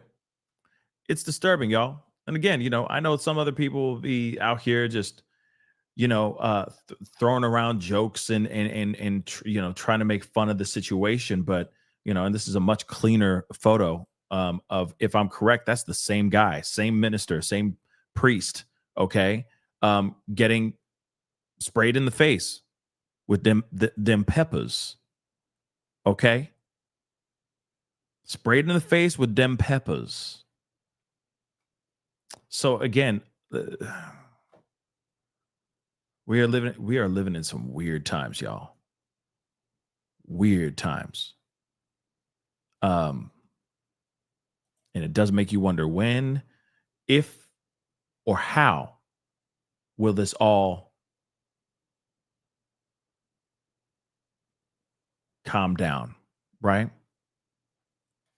Actually, let me get some of these super chats here before I continue on. Happy days. Thank you so much for the love. Well, Pascal, talk to Spencer Pratt, who will confirm that that was a carryover fire in Pratt's own neighborhood. Interesting. I haven't heard Spencer Pratt's name in a really long time. I'm going to be real, but I'll have to look into that. Happy days for sure. Thundercat, thank you so much for the love. It has to get worse to get better. This is happening worldwide, not just America. The real question is, what are you willing to go down for? You know, you're right. Yes, there are a lot of issues going on. You know, there's a lot of protests. There's a lot of upheaval all throughout the world. You're absolutely right. And yes, it's not like we don't have protests going on in this country, period. It seems like we always have some sort of protest going on every single year. It doesn't matter if Trump's in office or Biden is in office or if it's Obama. There's always some sort of protest that's going on. It's been going on for a long, long time, right? And you're right. The real question is, what are you willing to stand up for, right? What are you willing to fight for? And I guess that's a question that we all need to ask, right? But I think that the lens when it comes to this whole thing that's going on with ICE and the National Guard, I think is a little bit skewed. And I don't think that every single city needs to have the likes of, let's just say, the National Guard be deployed. I just don't think that's right. I only think that that's enticing and stoking the fire even more. And I think that the administration knows that, so that there's a reason or an excuse to cause to ramp up the attendance in those cities, for lack of a better term, right? I truly think that. And yes, what are you willing to stand up for? What are you willing to fight for? There's a lot of things that we're all, I'm sure, willing to fight for. But the thing is, I guess the question I'm going to throw back at you, Thundercat, is, do you think if things continue to go the way that they're going right now, do you think we'll have any right to be able to stand up and fight for anything we give a damn about? If things continue going in the way that they're going right now, do we really think that we'll be able to exercise our constitutional right safely and legally? Because it seems as if more and more we're seeing more violence towards people who are peacefully protesting than we are seeing the other way around. Right now, okay? And don't get me wrong, like I said, don't throw a rock, don't raise your fist, don't spit in the face of these agents and these officers. You're only going to get retaliation. You're going to get what you give. But now we're seeing people who are just literally out here protesting peacefully, getting attacked. If it continues going this way, I don't know if we're going to be able to even fight for anything as civilians. That's a scary thought. So again, it's different. What's going on here is different than we've seen before. That's what I truly think too. It's different. Janobi, thank you so much. Last New Orleans inmate captured breaking. Oh, okay. I'm like, that is a weird. Last New Orleans inmate. Excuse me, I had to sneeze. Last New Orleans inmate, it has been captured, and that is breaking news. Interesting. I'm gonna have to look at that. But yeah, remember those guys that escaped? Couple guys escaped from prison. So I guess one of them has been captured. That's good. That's good news. That's good news. Let's see. Thank you so much for gifting Rianne one membership. Welcome to the family. You new member. Okay. And Sabrina, guys, thank you so much. Okay. Thank you. Thank you. I appreciate that. Thank you. Beautiful Disaster. I appreciate that. Okay. Pratt's been all over this story. Yeah, I'm going to have to look into that, JRO. I will. I'm definitely going to look into it to see what's going on. But again, like I said, that is a concern of mine. At least that's a concern of mine. I'm sure it's a concern of yours too about what's to come of this, what could transpire. Because like I said, he throws those things out. Other regular, good, hard working, tax-paying Americans are going to look at the situation and go, yeah, what he's doing is right. And they're going to let it pass. They're going to let it continue. And it could augment into something more where he's going into red cities and he's going into everything. He's just taking over everything. Everything becomes a military state. And that's the one thing that the judge in Portland, Oregon did not want to see happen, right? And that's the same thing with what's going on in Illinois, what's going on in Chicago. They don't want that to happen because they don't want the town, the city, to be taken over by the military. And if they're successful, if those takeovers are successful, they will bleed over. And it'll be all blue cities, and then it'll be red cities, and then it'll be full on everything. We'll be living in the Hunger Games, for crying out loud. That's what it could potentially be. I'm not saying it's going to be, but that's what it could potentially be. There's something else. Hold on. I need to. We haven't talked about this guy. And I need to find it real quick. Wow. Hold on. Before I do that. Okay. Hold on. Hold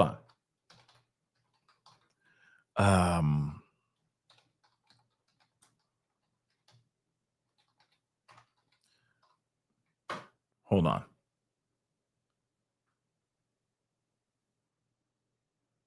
Because apparently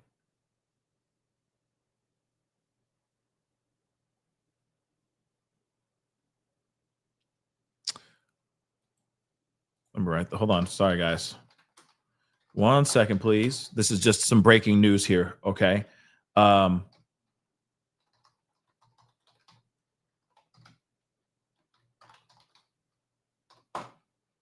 if this is true, this is insane.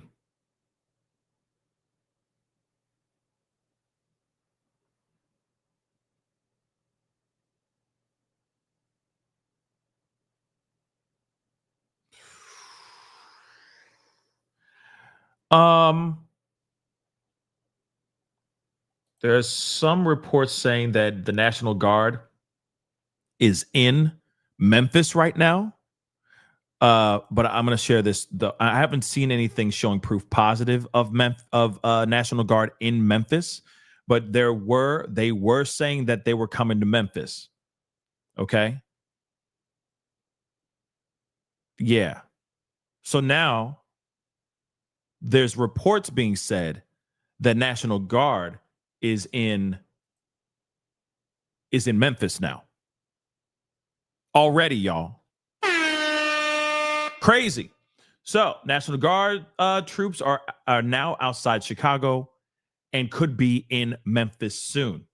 National Guard troops are positioned outside Chicago and could be in Memphis by Friday, as Trump's administration pushes ahead with an aggressive policy toward big city crime, whether local leaders support it or not. Remember, what's going on in Chicago? They've been pushing back, and is that stopping Trump? Hell to the no. Hell no, that's not stopping Trump. He's going to continue. Trump's troops' presence at an Illinois Army Reserve Center came despite a lawsuit and vigorous opposition from Democratic elected leaders. Their exact mission was not clear, but the Trump administration launched an aggressive immigration enforcement operation, ICE, in the nation's third largest city last month, and protesters have frequently rallied at an immigration building in nearby Broadview. So he called Chicago a hellhole of crime, despite police statistics showing significant drops in crime, including homicides. Yes, they're already saying that has been way before this whole thing went down, that there's been a significant drop in crime. Okay. Significant drop in crime way before ICE or the National Guard even began to start marching towards Chicago. So in Tennessee, Republican Governor Bill Lee has said troops will be deputized by U.S. Marshal Service to, quote unquote, play a critical support role for law enforcement, though that hasn't been defined yet. Memphis Police Chief Davis said a small group of commanders was already in the city, planning for the arrival of Guard troops. Illinois and Chicago are urging a federal judge to stop Trump's long declared war on the state. A court hearing on their lawsuit is scheduled for Thursday. An appeals court hearing over the government's bid to deploy the Guard to Portland, Oregon, also is scheduled for Thursday. A judge there blocked their efforts over the weekend, like we talked about, like I've been saying in these shorts that I've been putting out. Okay, just so you know, I've been letting you guys know, like, hey, there's been pushback. They've been saying this, they've been saying that, and everything else in between. It's been pretty insane. Okay, so Illinois Governor Pritzker has predicted that National Guard troops from the state would be activated, along with 400 from Texas, which we already know about that. Let's see if they say anything about Memphis here. So he has sent this, or Trump has sent or discussed sending troops to 10 cities. Here are some of them: Baltimore, the District of Columbia, New Orleans, the California cities of Oakland, San Francisco, and Los Angeles. I'm trying to see if there's anything more about Memphis. So like I said, they're coming to Memphis. I don't see anything so far about them saying, yeah, we out here. Like, they're already here, y'all. Memphis is here, right? I don't see anything of that sort. Not yet, at least. But this is insane. Let's see this video. Good evening, and thank you for joining us on the news at 6. I'm Pepper Baker. First at 6, the Tennessee National Guard is expected to arrive in Memphis this week to support efforts to reduce violent crime. Police say the deployment could happen as soon as Friday and will help strengthen federal partnerships that are already in place, but not everyone agrees on how effective it will be. ABC 24's Shakina Davis has more from people in the city. A group of Yeah, how fitting her name is Pepper. Yeah. With everything that's going on with the pepper sprays and everything, this is just insane. commanders has already arrived to begin planning for the Guard's arrival, but boots will be on the ground by the end of the week. I'm not opposed to it. I don't know that that's the solution to the crime problem we have here in Memphis. I do a lot of stuff out in the community, especially in areas where a lot of that's happening. And I don't think beating down on people harder is going to fix it. I hear what he's saying. Now, here's the other thing, too. I want to point this out, too. Doesn't every metropolitan city have crime?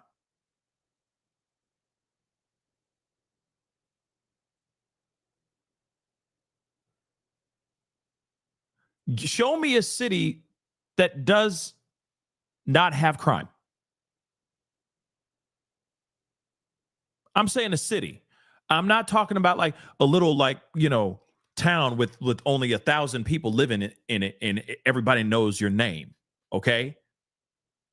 I'm not talking about those small towns where half of the city or half of that town is a family, right?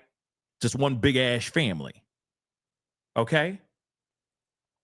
But what city out here doesn't have crime, doesn't have its own set of problems? Now, I get it. You got to remember, these cities like the likes of Chicago, even New York, which, by the way, I'm wondering why New York isn't on the list. I really am wondering about that, because he already feels some type of way about the mayoral election that's going to be going on over there. I mean, obviously, New York is his hometown. That is his stomping grounds, right? Trump. But I'm wondering why he's not tripping over New York, because New York, their crime rate is bad too. So I don't understand why he's not putting his sights and his eyes set on New York. You got to remember, these big, hugely massive, heavily lived in cities, yes, their crime is going to be significantly bigger than, say, a small town. Clearly, right? Lexi, I'm sorry. I'm just asking the question. I don't want to see National Guard anywhere, guys. I really don't. All right? I really don't. I don't want to see any bad things. I don't want to see this because it's only going to cause more chaos. I'm telling you right now, this is not helping. Just like that guy said, I don't know if putting the boot on the neck of people is going to be the thing that solves the problems. I don't think it is either. All right? And again, like I said, I don't understand the reason of people getting deeply offended by the opposing view. Because there are people out here that think, yeah, send them out. Send the National Guard. It's like, nah. That's not going to help anything. It's going to make things worse, y'all. It's going to ignite more fires. It's going to ignite more riots. I'm going to sound like Tim Pool right now. Okay, diggity damn. But it could also start the CW. And do we want to see a CW? I'm going to tell you right now, no, I don't. I really don't. You know what I'm talking about? CW. That civil. Can't say the word, but you know what I mean. They don't like, these platforms don't like it when you say those words. That CW. We don't want that. None of us do. If you want that, you're out of your freaking mind. Sorry,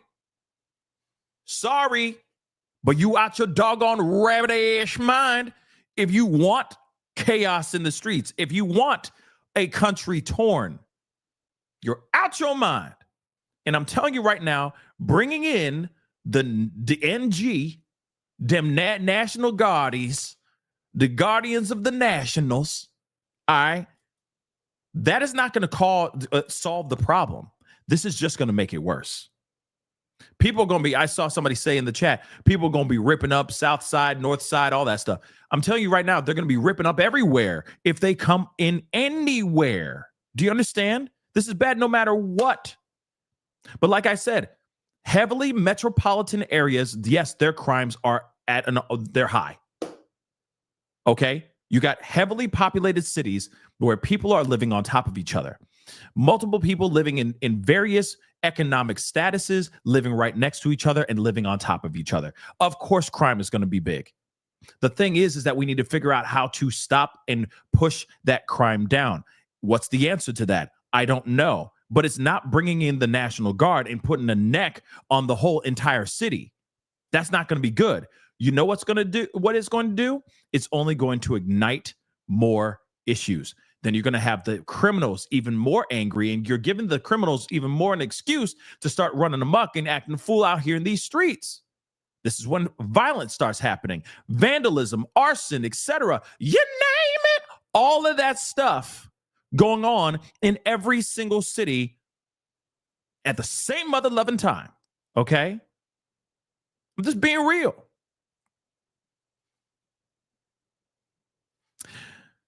So here it is. I'm not fear-mongering. What are we seeing in the streets right now? What are we seeing right now in Chicago and what we're seeing in Portland right now? I just showed you a couple videos from various places. What are we seeing right now? Are we seeing people just out there peacefully protesting and leaving? Or are we seeing pepper spray and pepper balls being shot out at, tear gas being launched? Are we seeing people not get detained, except the people that deserve to be detained, like criminals that are not supposed to be in this country? We're not seeing that. We're seeing a combination of both. We're now seeing people who are protesting that are just standing there protesting and getting hit with pepper balls in the head. We're now seeing photos or videos of people talking or, arguing with an agent or an officer and getting sprayed in the face with militarized pepper spray. That's not fear-mongering. That's proof. That's facts. Don't say that I'm fear-mongering. I am not doing that at all. I'm saying the thing that I worry the most about, because it's already happening. And it's happening in two cities right now as we speak. One in the middle of this doggone country and the other one on the left coast. And now they're going to be going into Memphis. You think that this is going to be chill? I'm telling you right now, it's not. They're just getting started. And once National Guard gets in there, I guess we're going to see how the general public reacts to that. But I don't know if they're going to react to it very well, wherever the National Guard is. So like I said, there's only potential for this to get worse. Real talk. And all the people that are out here that are trying to find an excuse to cause chaos in these streets are finally going to find that excuse. I don't think this is going to be good. And if Memphis, like I said, I just don't think that this is going to be a good turnout. And I don't want to see a CW. Hell to the no.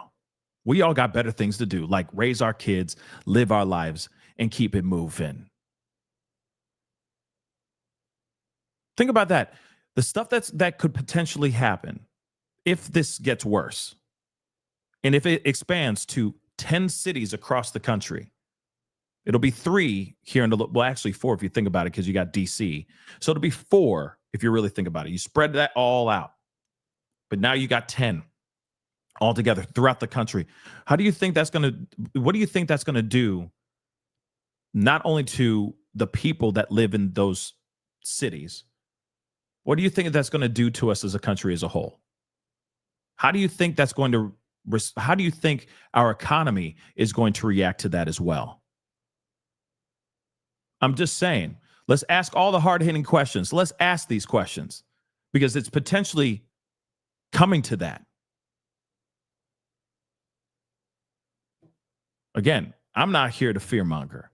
I'm just asking the questions that rightfully need to be asked, because I'm not sitting idly by being like, oh, just let them go over there and do their thing in Memphis, when we're seeing how they're responding right now, how people are responding to just ICE right now. This is just ICE. And right now, it's only pepper spray and pepper balls.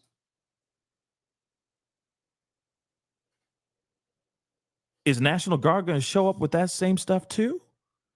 Or is their stuff going to be much more lethal? Think about that, guys. I'm sorry. This is my job. I ask the questions. All I want is peace. We don't need war zones in our backyard. We don't need to be losing sleep when we already are losing enough sleep about how we're going to pay our rent, our mortgages, how we're going to put food on the table, how we're going to raise our families, how we're going to level up in life. We already have enough to worry about. The last thing we need is this type of stuff happening in our backyard, and it could potentially happen. Remember the George Floyd riots that happened? They were going on throughout various areas, various cities, okay? I don't care what you think about the George Floyd thing. I'm not here to talk about that. What I'm trying to talk about is that was a scary moment, because that was going on throughout everywhere, okay? That was a nationwide reaction.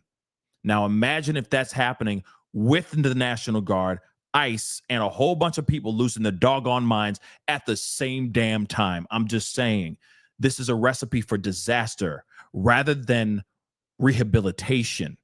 This could potentially be a cluster F.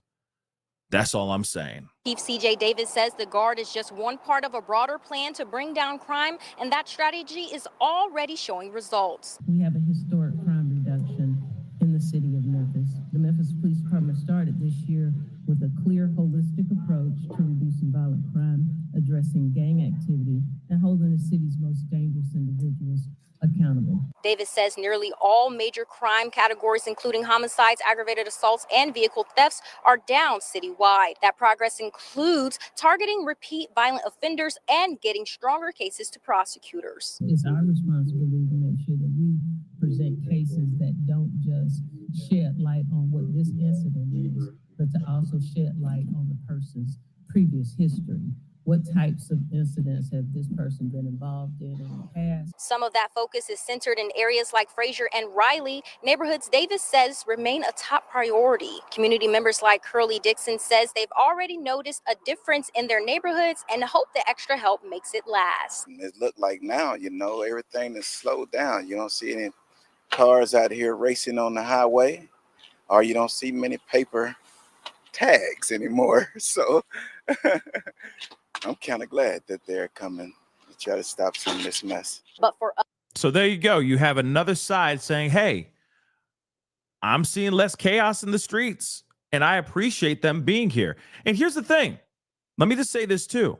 Their presence could very well really slow things down. Seriously. There's already a video. Oh man, I got to find it somewhere. There's already a video out here where a guy was like, yo, all you thugs out here, y'all need to just chill. They like the National Guard is coming to Memphis, and they're gonna be coming looking for you. Like, y'all need to chill. All you gangsters out here, all you thugs, step all the way back. You might as well go into hiding because the National Guard is here, right? So again, some people are sitting there going, yo, it's working. We're seeing less chaos in the streets and all that.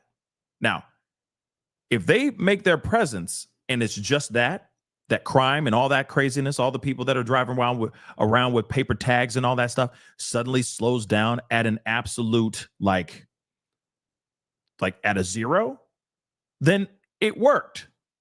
But if it's they show up and it causes more chaos, it didn't work. You see what I'm saying? Here's the other thing too. Them showing up, as long as it's just that, to just quell the crime, fine. It is what it is. But if they show up and they start using their muscle for something else, that's going to be the problem. Let's continue. Others, the presence of uniformed soldiers raises concerns about how the city might feel once they arrive. I'm hoping it's not going to feel like we're in a war zone. The Tennessee National Guards are expected to deploy this Friday, according to Davis. It's crazy. Chief Davis says the guards won't be patrolling neighborhoods or conducting traffic stops, but will support violent crime enforcement through existing federal partnerships in downtown Memphis. Well, we'll see. We'll see how this whole thing goes down. It's going to be very, very interesting. Like I said, either they come in. That's the other thing too. Either they come in and they do their thing and they leave, or they come in and they stay. That could be potentially good. That could be potentially bad too. Remember, it might be like, yeah, you're here and now you've overstayed your welcome. Can you go now? You slowed it down. Good. So now go home. Okay? Just go home. Thank you. The end of Tracy Ullman. Okay? The Tracy Ullman show. Go home. Go home. Thank you. Thank you so much. Now go home. They may not go home. You see what I'm saying? So again, this is very, very, very interesting. Okay? Hold on.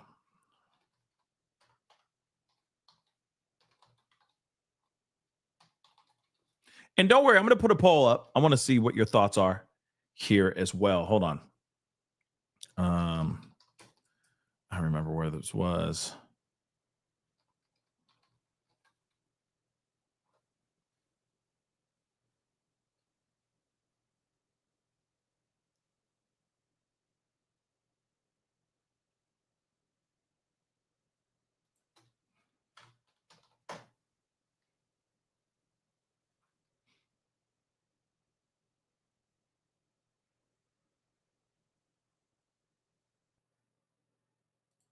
Illinois. Okay, so there's an interview that Stephen Miller had. All right.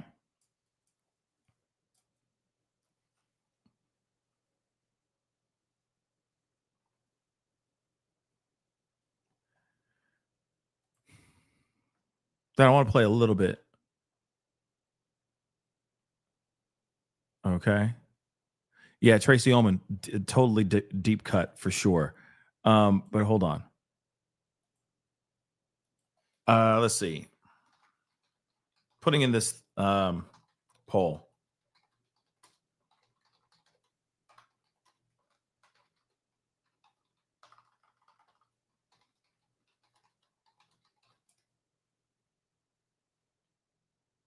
Okay. Yeah, I'm going to ask that.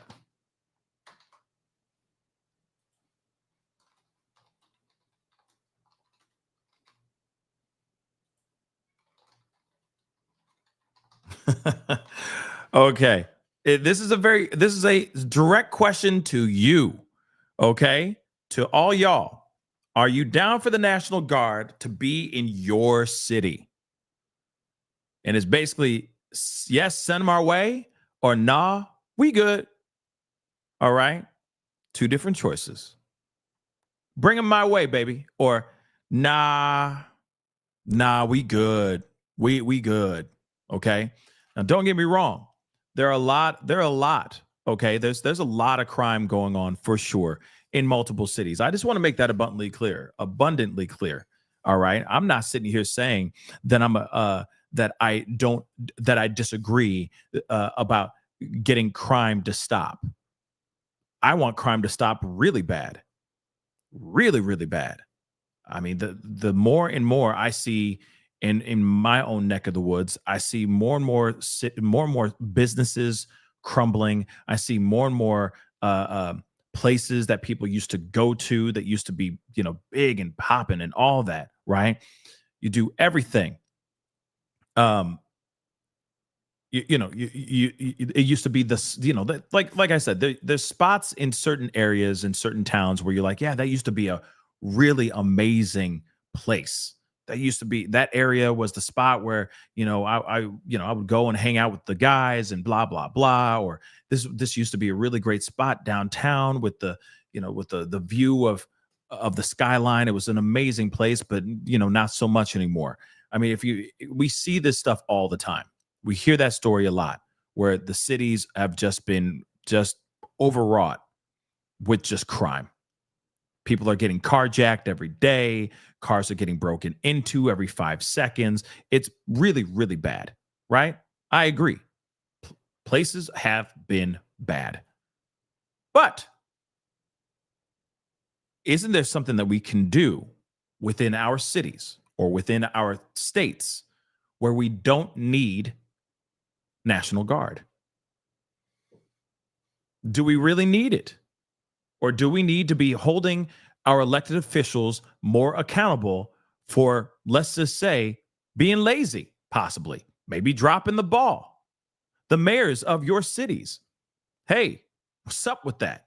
Why aren't they cracking down on crime? Why is crime even worse than what it is, etc.? Right? It does make you wonder, but is the National Guard the answer? And like I said, once they come in, you really think they're going to be like, all right, our work here is done. Now we're going to go back home. You really think they're going to do that? No, I think they're going to stay. Okay? Yes, you're inviting a complete police state. Yes. Or, well, I'm thinking more military state. If you bring in the likes of the National Guard. Okay. Like I said, you bring them in, they're going to get real comfortable and they're not going to leave. Okay. That's the fear that I have. They come in, it's done.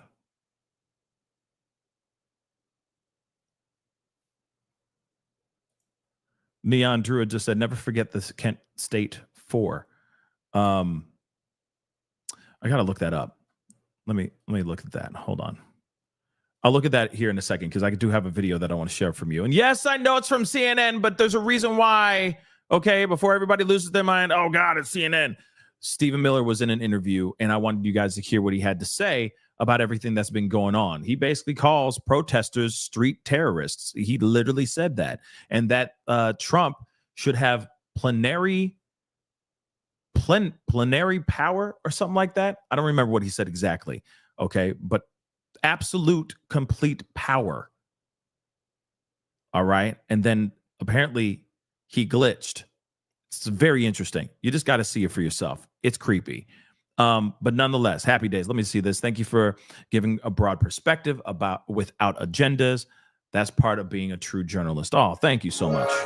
Well, you know, I'm just trying to have a discussion with y'all. Yeah, I have my opinions. You know, you've heard my opinions being sprinkled in here. I have fears and I have concerns too. And I can see the benefits on certain things with bringing in the National Guard, but I also see the bad. I see pros and cons on everything, right? We should be able to live our lives and be free, right? But we also should have less crime in our cities. Man, you know how many times my car has been broken into, okay? Just being on the side of the street. I mean, it's insane, right? I mean, you know, back in the day, it's terrible. It's terrible. Or walking down the street and being concerned for your own safety because people are literally going up and robbing people, right? People are literally getting carjacked at intersections in certain areas. Some people drive through, you know, when like the stop light is blinking red. There's certain areas where people are actually driving through. They're running the red lights. Because those areas are so dangerous that they're like, I'd rather get a ticket than stop at this intersection and have somebody come up and carjack me. It's bad. It's bad out here. It most definitely is.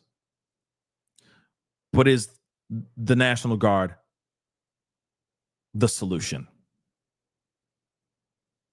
Because like I said, once it's turned on, I don't think it's ever turning off. And I don't know if that's going to be a good thing in the future. I'm talking about the future. This is not like this is Trump doing this at the last 6 months of his second term. This is in the very beginning of his term. We haven't even hit a year yet, y'all. So I just want to make that abundantly clear. You don't think he gets everybody, like these 10 cities, if not more cities, with the National Guard in there, that he just suddenly, slowly but surely starts to tighten his grip on America? That's potentially what could happen here. Sorry, but that's just what a lot of people are fearful of. That's where the concern is. Let's play a little bit of this. I'm not going to play the whole doggone thing, okay?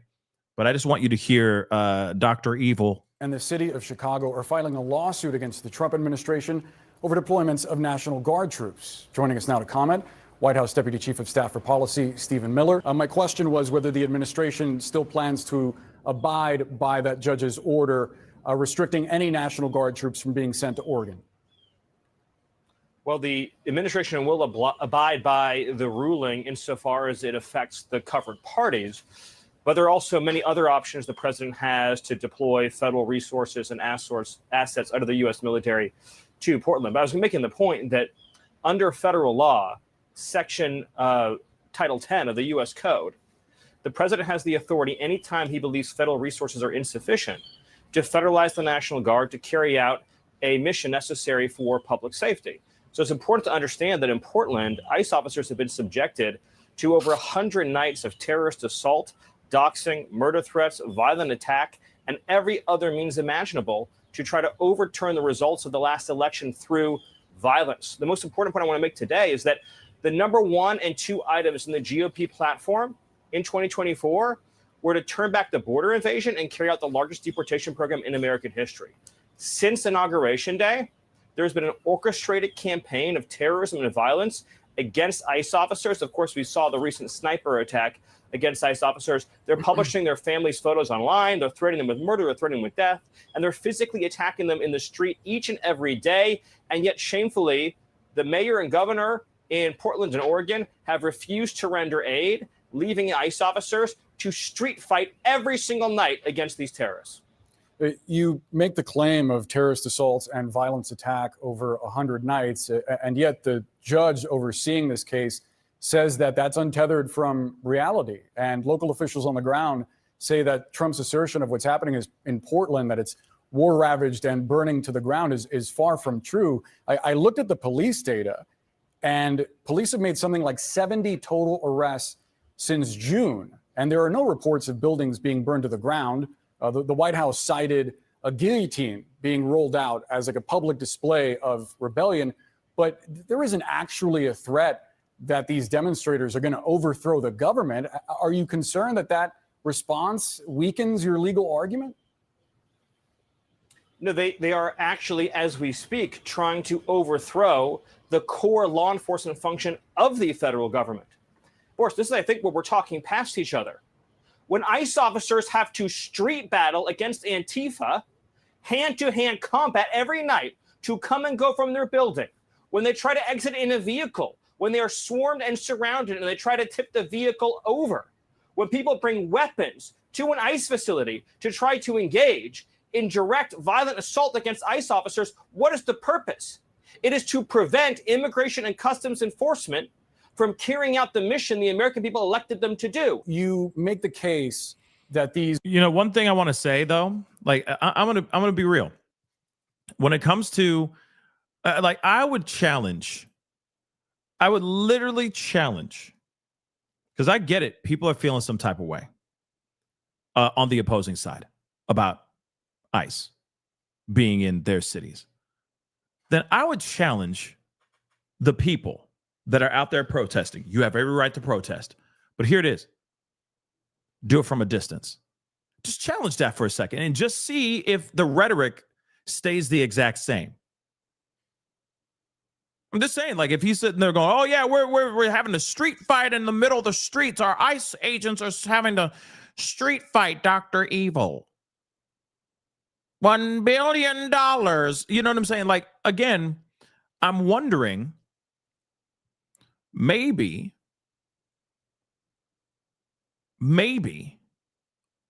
if they were like, oh, you saying that we're the ones street fighting. Okay, bet. We're going to step all the way back here. We're still going to protest, and we're going to and see what they do. See how they react then. You see what I'm saying? Because this is the rhetoric that they're putting out here. That it's like, oh, it's a street scuffle every time. Is it though? Is it all the time? Don't get me wrong. There are guys out there that have been losing their doggone minds. Protesters that are just putting their hands on agents, and they shouldn't be doing that. But that's the thing. There should be a memo throughout the entire, there should be an ongoing report sent out to all the protesters out here. Don't do a damn thing except use your voice. Step all the way back. Step back. Don't say nothing. Don't put your hands on them. Show absolute restraint. Show that. And see if this narrative changes. See if they come and launch at you. Like that video I showed you of that girl who was just literally talking. Didn't even look like she was screaming at the agent, at that officer. Pepper sprayed in the face. It was unwarranted, in my personal opinion. Absolutely unwarranted. So, just something to think about, because you hear this kind of stuff and it's like, okay, I get it. There's two sides to every story. And I get it that we're not seeing every single moment. All right. It's not like everything that's happening, every scuffle, every problem, every interaction that shows the protesters going after the agents or, anybody of that sort. It's not like that everything is being depicted or caught on video, but at the same time, let's just try that for a second and see and just see what comes. See what comes of it. And see if their narrative changes. Are terrorists, but in what we've seen thus far, the actual incidents of people inciting violence and not responding to law enforcement attempting to disperse them are not an open rebellion. I mean, again, you make this characterization as though they're terrorists, and I do wonder if it is potentially a problem in the future for Republicans. If a Democratic president someday calls the National Guard to a red state over what they see as open rebellion, but is what amounts to a demonstration that gets rowdy.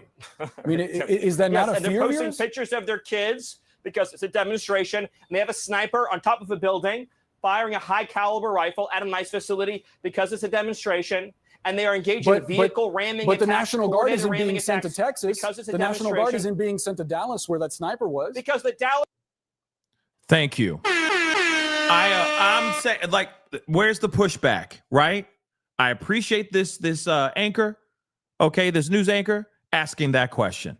Why aren't there any representations happening in these red cities? Why is it only blue? You mean to tell me the red cities aren't hit with crime too? I'm just saying, come on now. And I know somebody out here is going to be mad, be like, what are you talking about, Pascal? No, it's the truth. Think about it. Chaos happened in Dallas. What happened? Why isn't there some sort of thing going on right now, right? Why isn't there representation of any we talk about Texas. You don't think that there's a buttload of immigrants, illegal immigrants living in Texas? Come on, y'all. And that is a red mother-loving state as red can be. Okay, yes, I know that they do have some blue cities in there, but why aren't they going after the ones like that? See what I'm saying? So like I said, it's a damn good question. And look at Stephen Miller, getting upset about this. I'm going to roll back real quick, okay?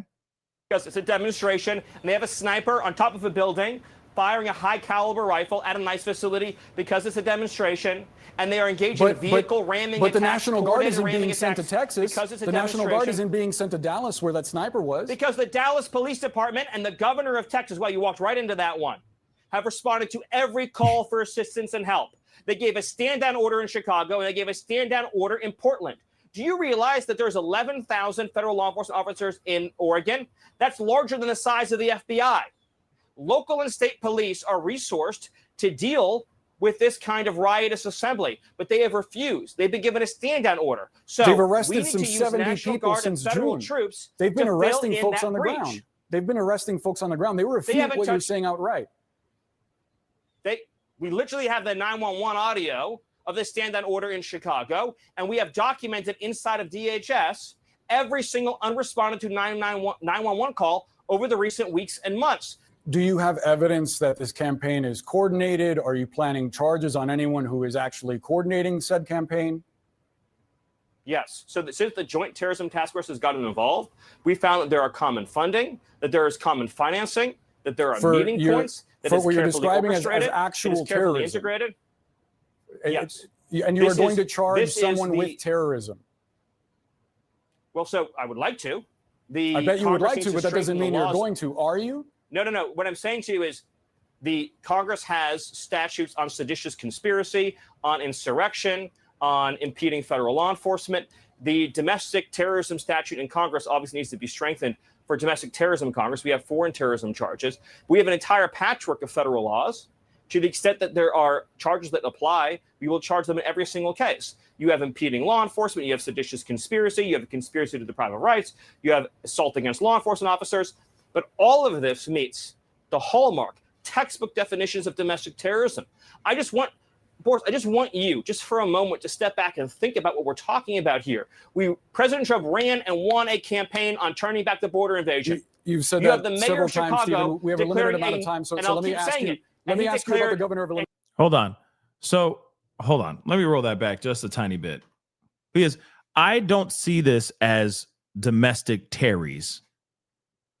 If you have people out there that are, if they're peacefully protesting. Now I get it. You gotta remember. Both sides are going to paint it in a way that's going to fit their narrative, that's going to fit their bias, for sure. And what we're hearing from Stephen Miller, domestic terrorists, I'm sorry, I don't see it. Like, I need to see vandalism, arson, buildings on fire. Then I can see something like that.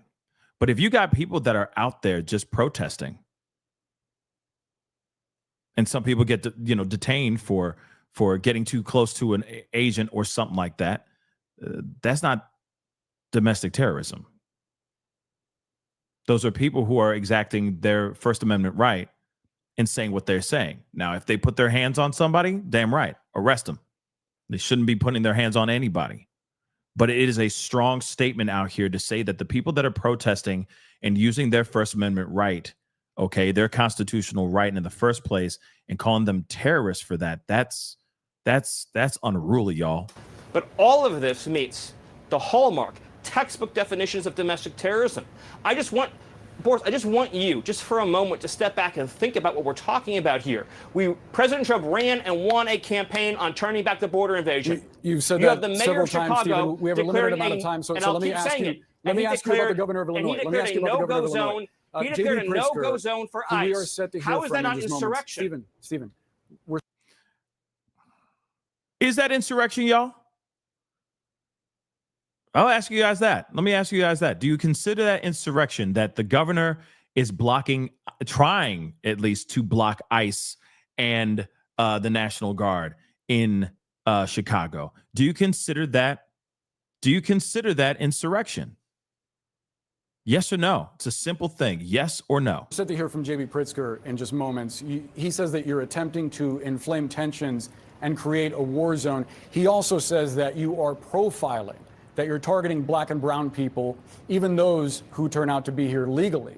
What's your response? Well, first of all, the black people in Chicago are thrilled that we're getting the illegal aliens out of their communities who are stealing their housing, jobs, and resources. You've seen the video of the town halls during the Biden administration. Are we sure about that? It's interesting that he's saying that's a very blanketed response.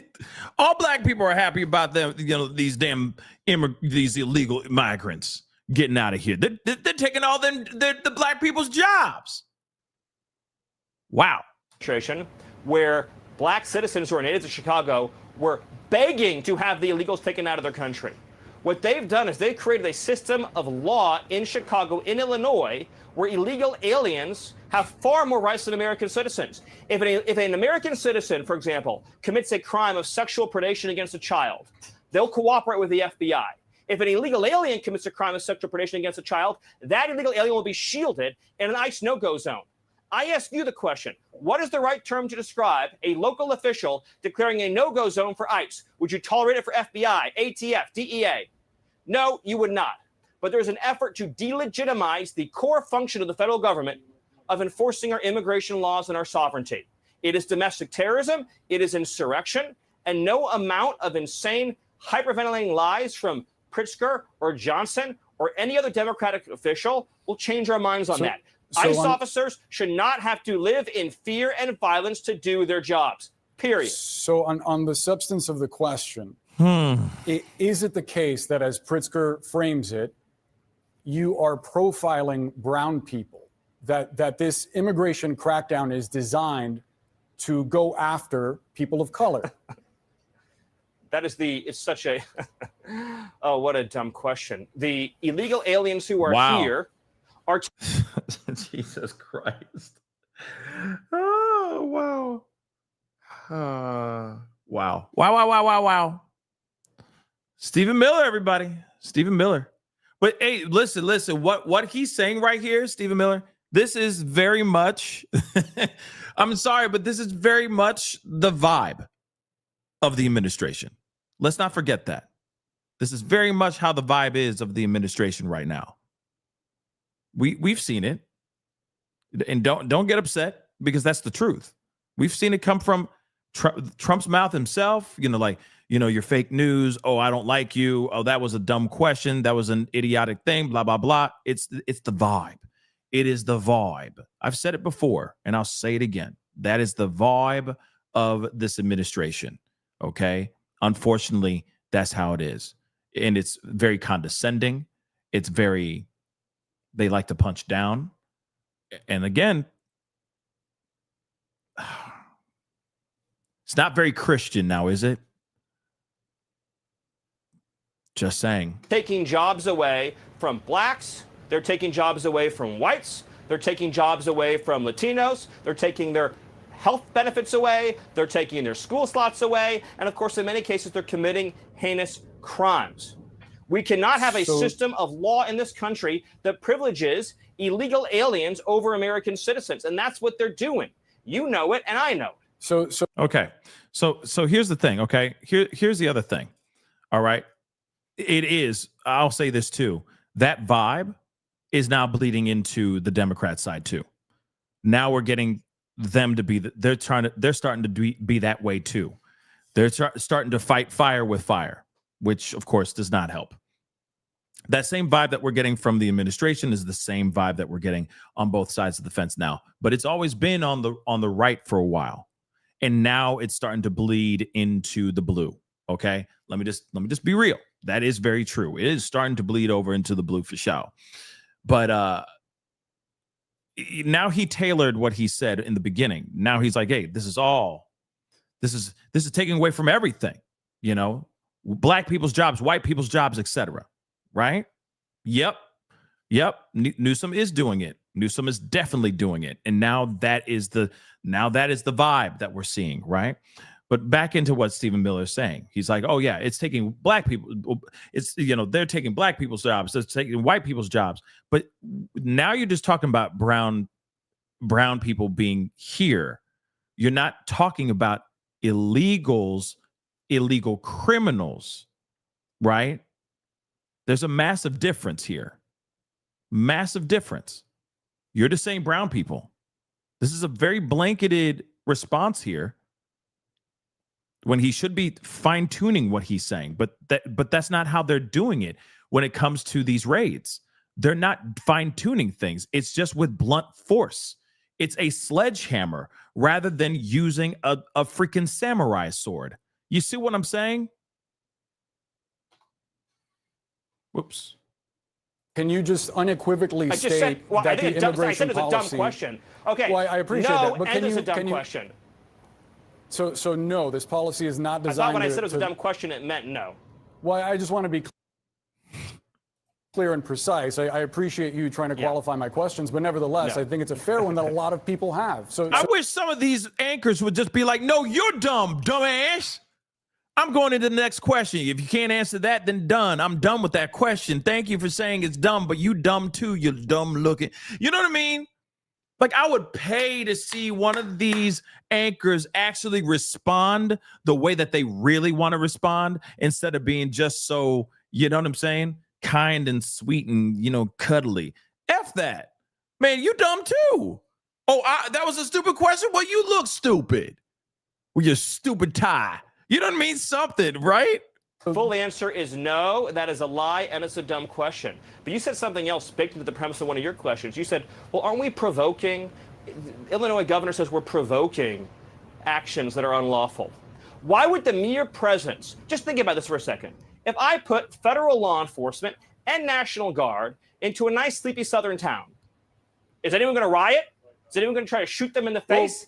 If, Are they going if someone try to goes attack them into in the a street? building They would say, full of people in the middle of the night covering their faces without identification, without identifying themselves, there might be concern among the community, especially if American citizens are being, especially if American citizens are caught up in that, which some reportedly were. We netted over 30 foreign terrorists who are members of Train and American citizens also wound up apprehended in that. They torture women and children. Those American citizens are now safe from Train Nicaragua. You know, there was a case recently in Washington State. But isn't that enough reason for some people to demonstrate and say that they disagree with that policy? They took a power drill.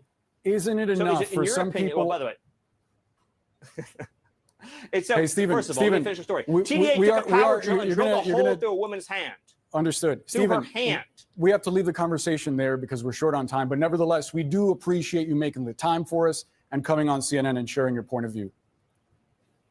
Always. What an interesting conversation. Very interesting conversation.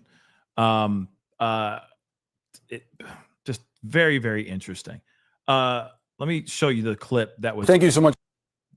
That they did not show in that interview. I was hoping that they were going to show it in the interview, but they did not.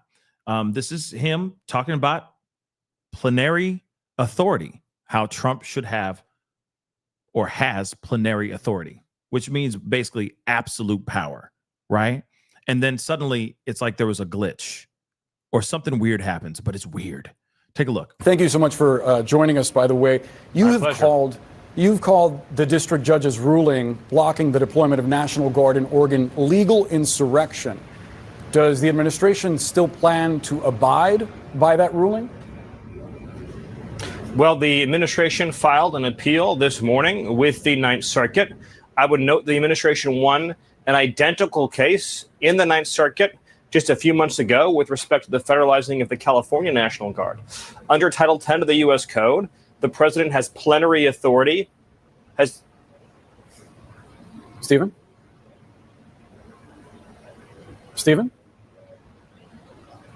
Hey. After he said plenary authority, which means like full and absolute power, he just pauses. It's weird. Now, it could just be a glitch or there could have been a technical issue, but he just said all of that and then he just stopped dead in his tracks. Let me just play that last part again. It's weird. It's just very weird. Identical case in the Ninth Circuit just a few months ago with respect to the federalizing of the California National Guard. Under Title 10 of the U.S. Code, the president has plenary authority. Stephen?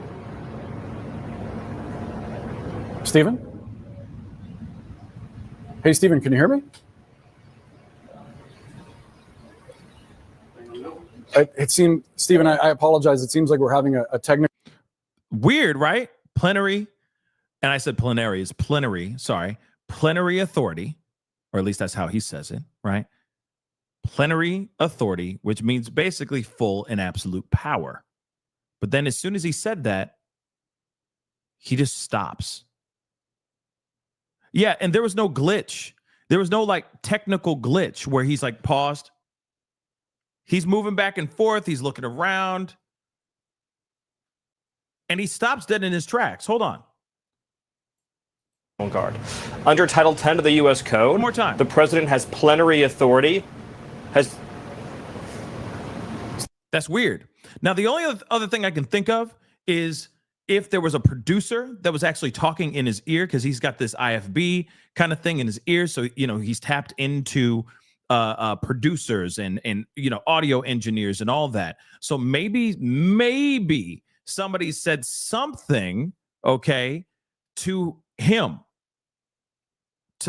and that he stopped. Maybe the producer said, "Oh, we got a problem," or something of that sort. Maybe it was a mistake. I don't know. But it seems a little bit weird that he's like plenary authority and then he just stops. Why? That's very weird. Very, very weird, right? At least I think that's weird. Now, I'm not sitting here saying, oh, like he's tapped into the Matrix or, you know, MK Ultra. No, I'm not saying any of that crap, but I do think that is very interesting nonetheless. Happy days. Thank you so much for the super chat. I appreciate it. I'd say Orange Man set a precedent for insurrection on J6. So maybe others are following suit. He set the example. You know, I don't know. One thing is for sure that I think is very interesting when it comes to the J6 situation. You know, you guys already know how I feel about it. Okay.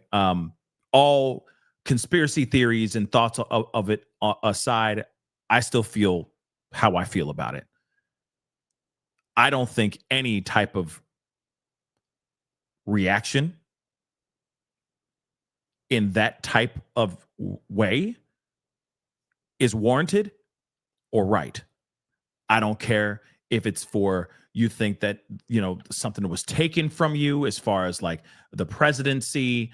I don't care if you're upset about how things are going on in your city Okay, there are ways to get your point across without actually having to do what was done on basically, government land. Okay, that's not how it's done. So regardless, I don't care if people say, oh, there was some conspiracy theory behind it, and therefore it's the deep state of this, that, and the third. I don't give a damn about all that crap. What's right is right, and what's wrong is wrong. And I do not agree with what happened there.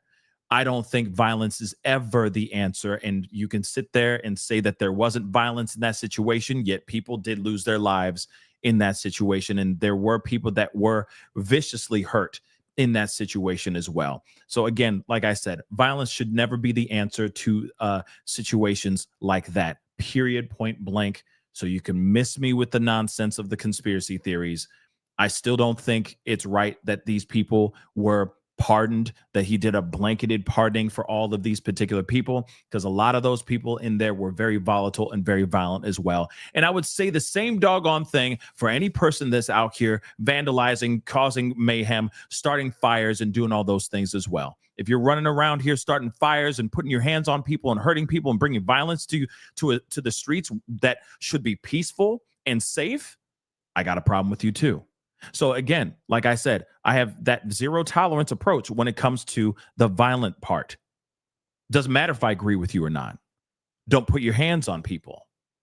Period. Okay? So when it comes to that stuff, there's a lot of stuff that's going on right now that I get worried that maybe it could come to a head. That will be a massive J6 situation. I don't want that to happen.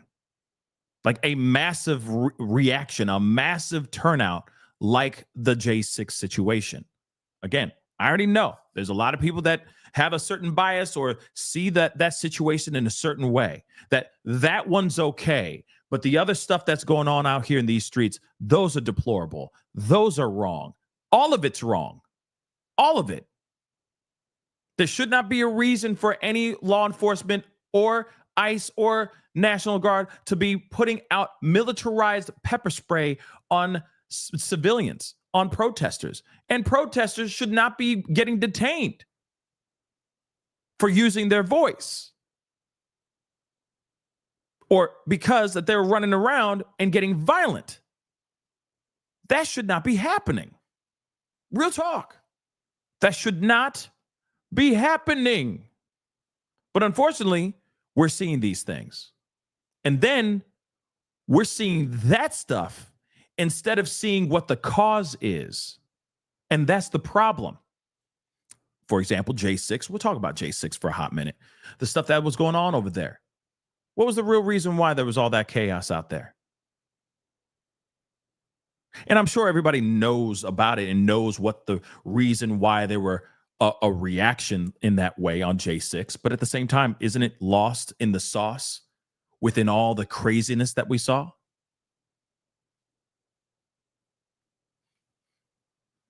I'm just saying.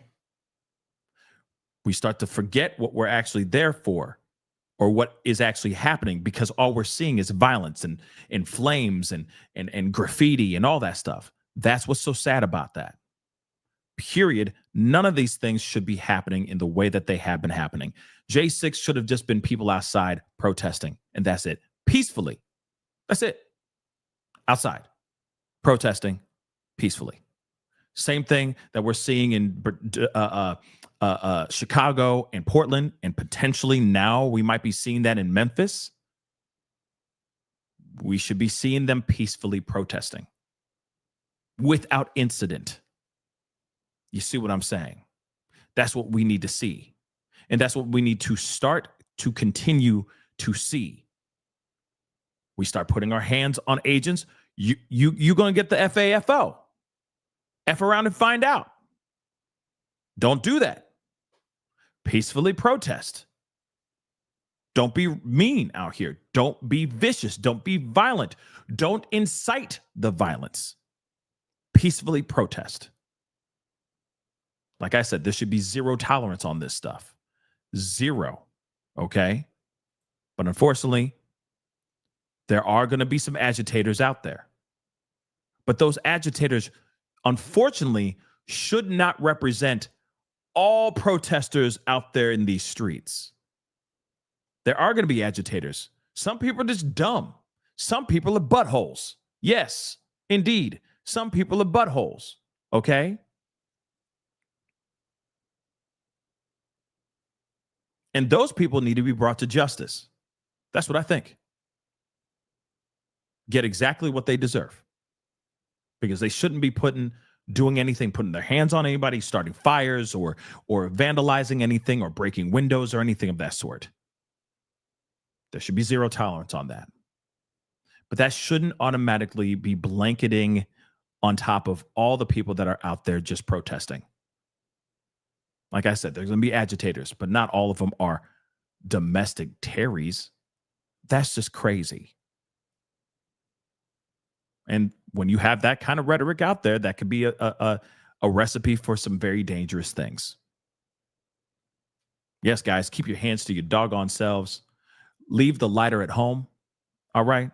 Leave the spray paint at home too. Leave it all behind. Okay?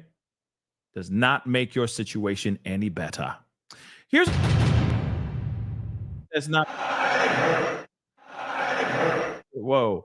another situation that's not making the situation any better. We got to talk about this. Oh my damn. This is just coming out and people are reacting to this big time. Well, not to Mazda. Have you gotten a Mazda lately? Not that. But here it is. Bad Bunny apparently sits out during the God Bless America during the Yankees game. Not a good thing. Not a good thing, y'all. Uh-oh. Now, remember, if you guys don't know what's going on with Bad Bunny, I'm just gonna peep you on game real quick. All right. So Bad Bunny has been named as the halftime show for the Super Bowl. And a lot of people are up in arms about it. In my personal opinion, I don't care. A lot of times they bring in artists that I don't give a damn about, really, or only know a song or two about as of late. You see what I'm saying? Kendrick Lamar's performance was cool. Like, you know, I enjoyed it for what it's worth. But at the same time, like, I'm not somebody who's sitting there going like, oh my God, Bad Bunny, no. Like, I'm not falling to my knees and going, why? Like, I don't care. I don't care. But I'm sure he'll do just fine when it comes to the halftime show. But here's the thing.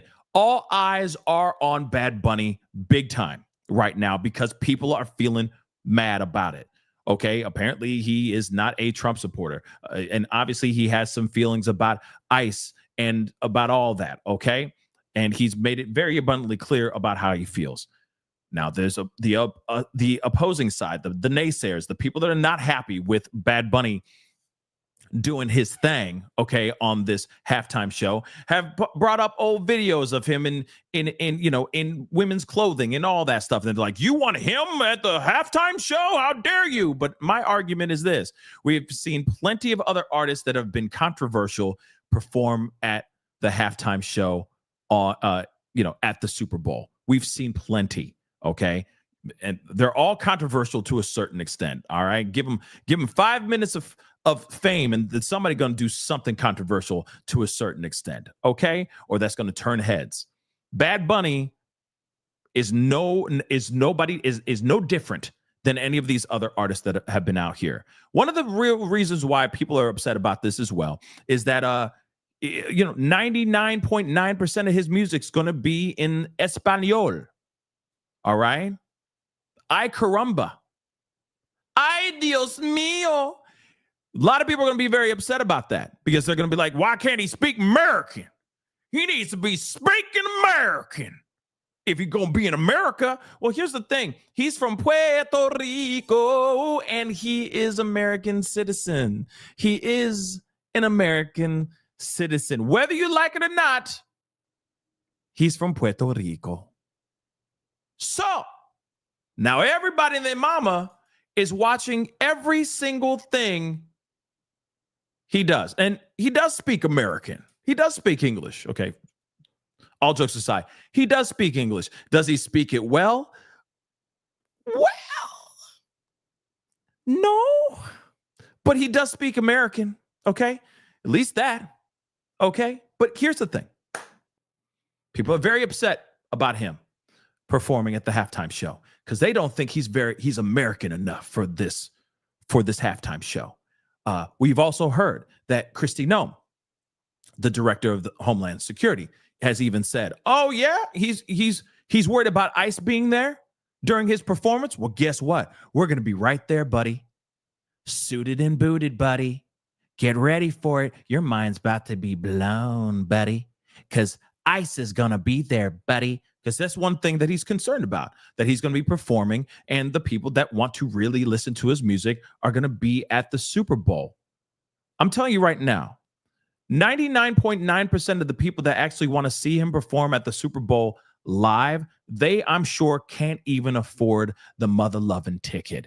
So do you really think that those particular people are going to be dropping and stopping at nothing to be at the Super Bowl to watch Bad Bunny perform? And I'm talking about an illegal immigrant. Think about that for a second. Do you really think they gonna show up, drop thousands of dollars, illegal immigrants? Do you really think they got the money for it? Do you really think they got the money for it? They're gonna be watching it on TV, baby. That's exactly where they're gonna be watching it. And they'll be like, oh, having their fun, okay? But they ain't gonna be there. Sure, there's gonna be some that are there. I'm sure some that are very well-to-do illegal immigrants. But real talk, do you really think that they're gonna show up? Especially after you have Kristi Noem, the director of Homeland Security, who's been out here making all kinds of videos trying to show how ICE is taking down these migrant criminals. Do you really think, after you say that out loud for everybody in the world to hear, do you really think they're going to show up to the football game, to the Super Bowl, even if they can afford one ticket to be right there to see him doing his thing, humping the air, wearing a sombrero? Think about that for a second. Take the time and just soak it in, baby. Do you really think that they are going to be there? I tell you what, no. Okay? Yeah, I don't think so. Just so you know. But nonetheless, people have been staring at Bad Bunny and keeping an eye on his ass. Now, this is a moment that's not a good look. I'm going to tell you right now, it's not a good look, baby. This is not good, baby. This is a very, very bad Bunny moment. I'll just say it. This is not what he needs out here for everyone to see. I'm telling you right now, it's not good. It's no bueno. We're going to look at the video too. So Bad Bunny raised eyebrows at the New York Yankees game Tuesday night, choosing not to stand during the singing of God Bless America. God bless America, So, during the 7th inning stretch, the crowd mostly stood, and sang during the rendition of God Bless America. In a live video obtained by TMZ, you can hear the crowd singing Guide Her. Guide her where? No, I'm just kidding. I'm kidding. Don't get mad. I'm kidding. Okay. As in the verse of stand beside her and guide her, right? Which is toward the beginning of the song. The Grammy winner was snapped, taking in the game alongside friends during the Bronx Bombers' 9-6 rout of the Toronto Blue Jays. Benito has been in the news as of late over rising controversy following his Super Bowl halftime announcement.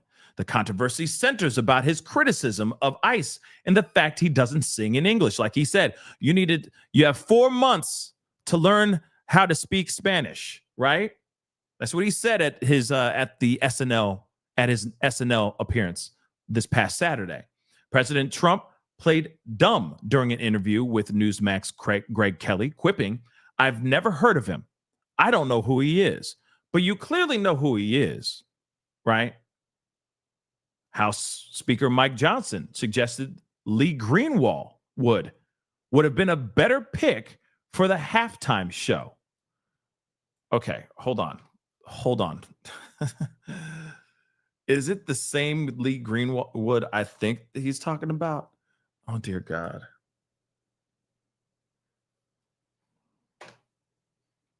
Let me just make this abundantly clear.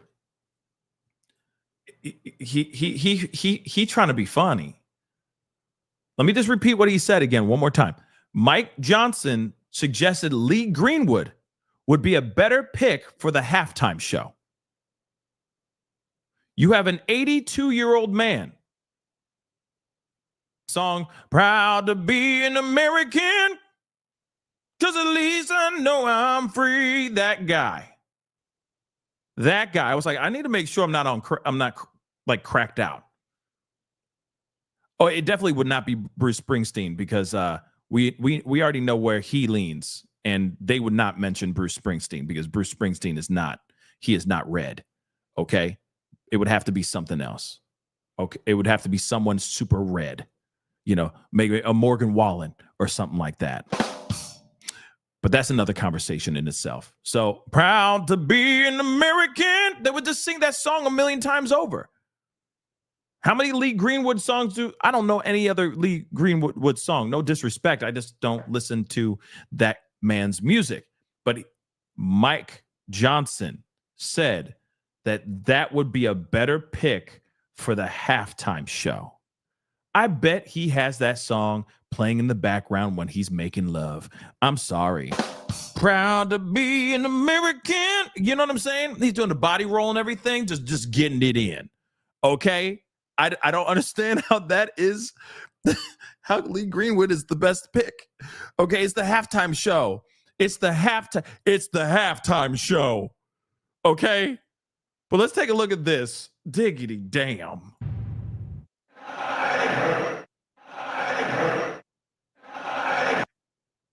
There he is.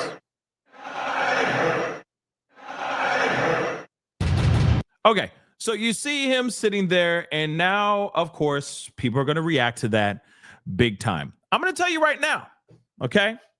I'm going to tell you right now, this is not a good look. No bueno. No bueno, okay? Very, very bad, okay? Ay caramba. Bad look. Especially with everything that's going on. He needs to be on his American P's and Q's, okay? He most definitely needs to be on point with his stuff. And you know for a fact, getting this depicted while he's sitting during the God Bless America part, it's not great. But here's the thing. Maybe he thought that he was standing for the national anthem, but didn't think that he needed to stand during that song. I don't know, right? Because once you hear, Star Spangled Banner, national anthem, you know for a fact it's instant. You take off the hat, you put your hand on your heart, you know exactly it's time, right? Maybe he didn't know to stand during that. Maybe he didn't. But nonetheless, not a great look right now, okay? And I know some people are going to be like, who cares? See, here's the thing. This doesn't change whether he performs well, in my personal opinion, whether his performance is good at the Super Bowl or not. But clearly, people are watching him. And he needs to be on point. See, here's the thing. He has 4 months to stay clean. Do you see what I'm saying? Just like we have 4 months to learn his language, okay? To learn Spanish, all right? He has 4 months to stay as close to patriotic as he can, because the rest of the country is obviously reacting to this. Let me show you what I'm talking about, because this was put up just about an hour or two ago, and this already has 7.9K shares on Facebook alone. Do you realize how bad that is? Some people are going to be losing their doggone minds over this, being like, see, wait for it. This is going to be on some show, okay, We're going to see it on Fox News or some right-wing side where they're going to be right-wing media where they're going to run with this so hard in the paint. Okay? They're going to run so hard in the paint about this that they're going to try to make it seem, it's like, do you want this man performing for you at the Super Bowl? Who cares? That's what I think. Who cares? It's one performance. It's 1 year. There's so many other, who cares? Who cares? But people want to find time to be upset about things, right? People are finding time to get mad about things. When in my personal opinion, it's like, who cares? Who cares? Because there's so many other people that perform that have said so many different things. Have said so many different things about things. You know what I mean? Or so many things about politics, and then they're doing the halftime show.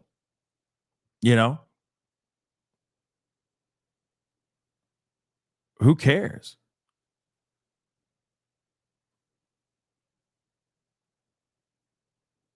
But let us hold on. Somebody said something about 50 Cent said something. So I'm looking it up to see what he said.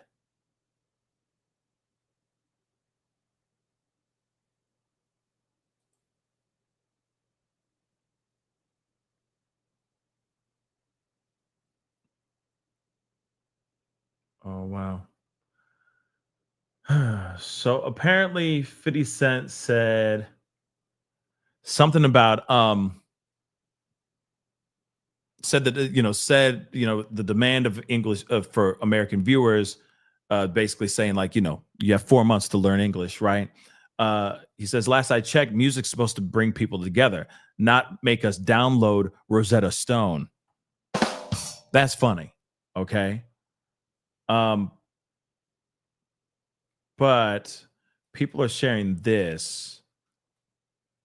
Don't know if it's entirely true or not, but look, he said during the monologue, he stirred the pot saying, you got 4 months to learn Spanish, if you want to understand my lyrics at the Super Bowl.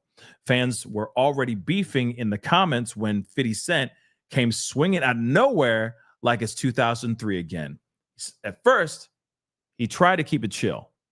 So he says, I respect what he's saying by telling Americans to learn Spanish for the Super Bowl. Bro, this ain't Duolingo halftime. Then he really let it fly. Last I checked, music's supposed to bring people together, not make us download Rosetta Stone. Then apparently he said more I guess yesterday. So he has responded, blah, blah, blah. Oh, well, that's the same thing. Not make us download Rosetta Stone.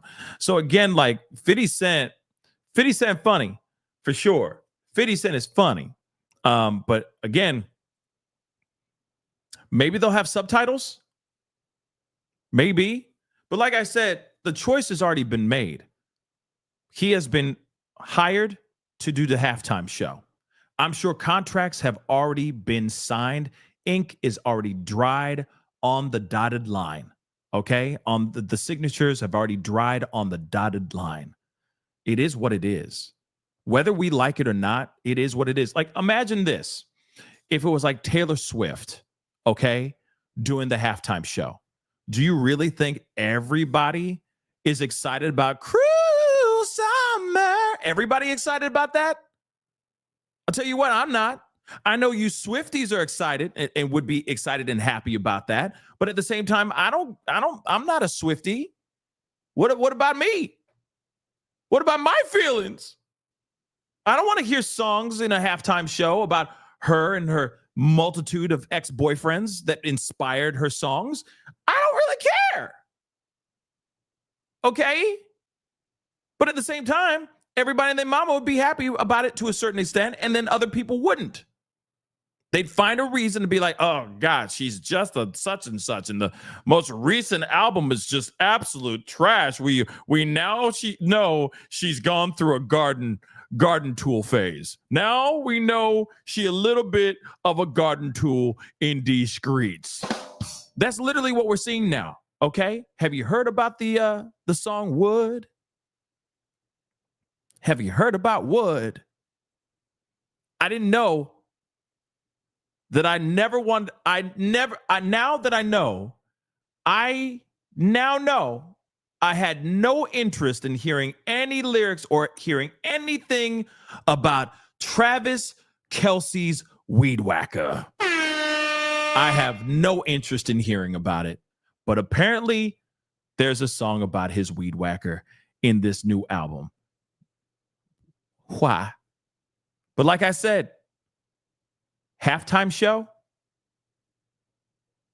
and you're telling me Lee Greenwood would be better of a choice than Bad Bunny?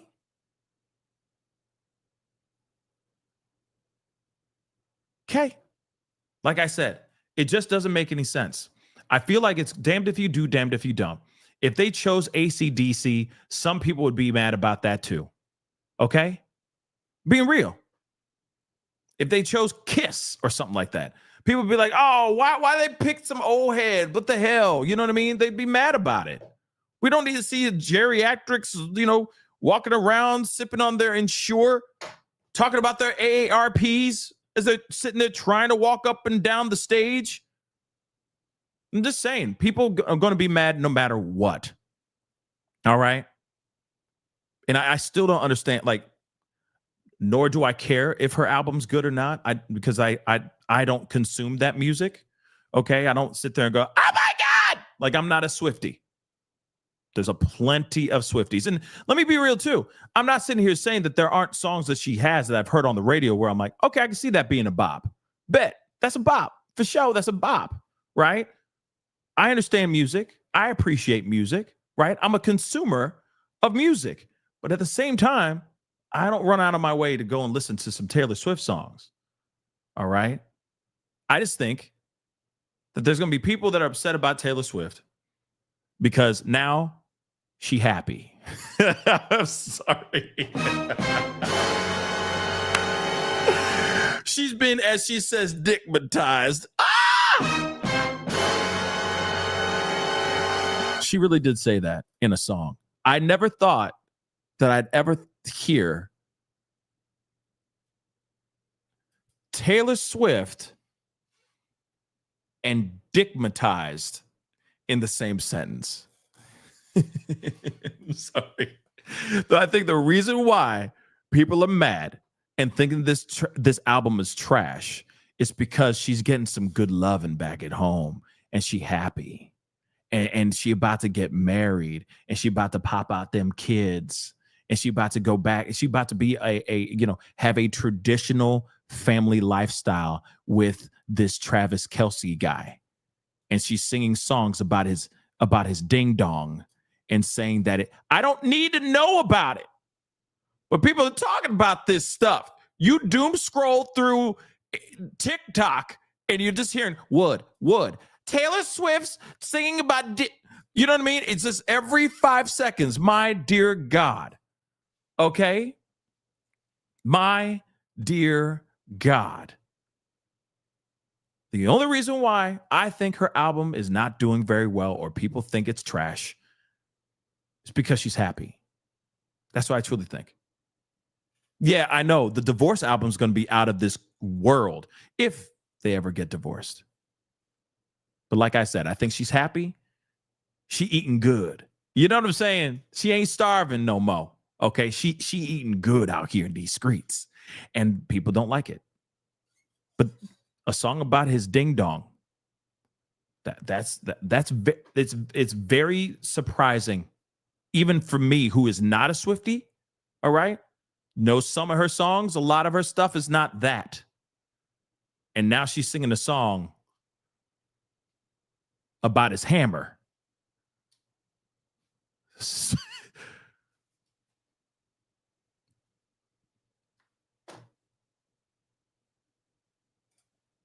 We learn new things every day,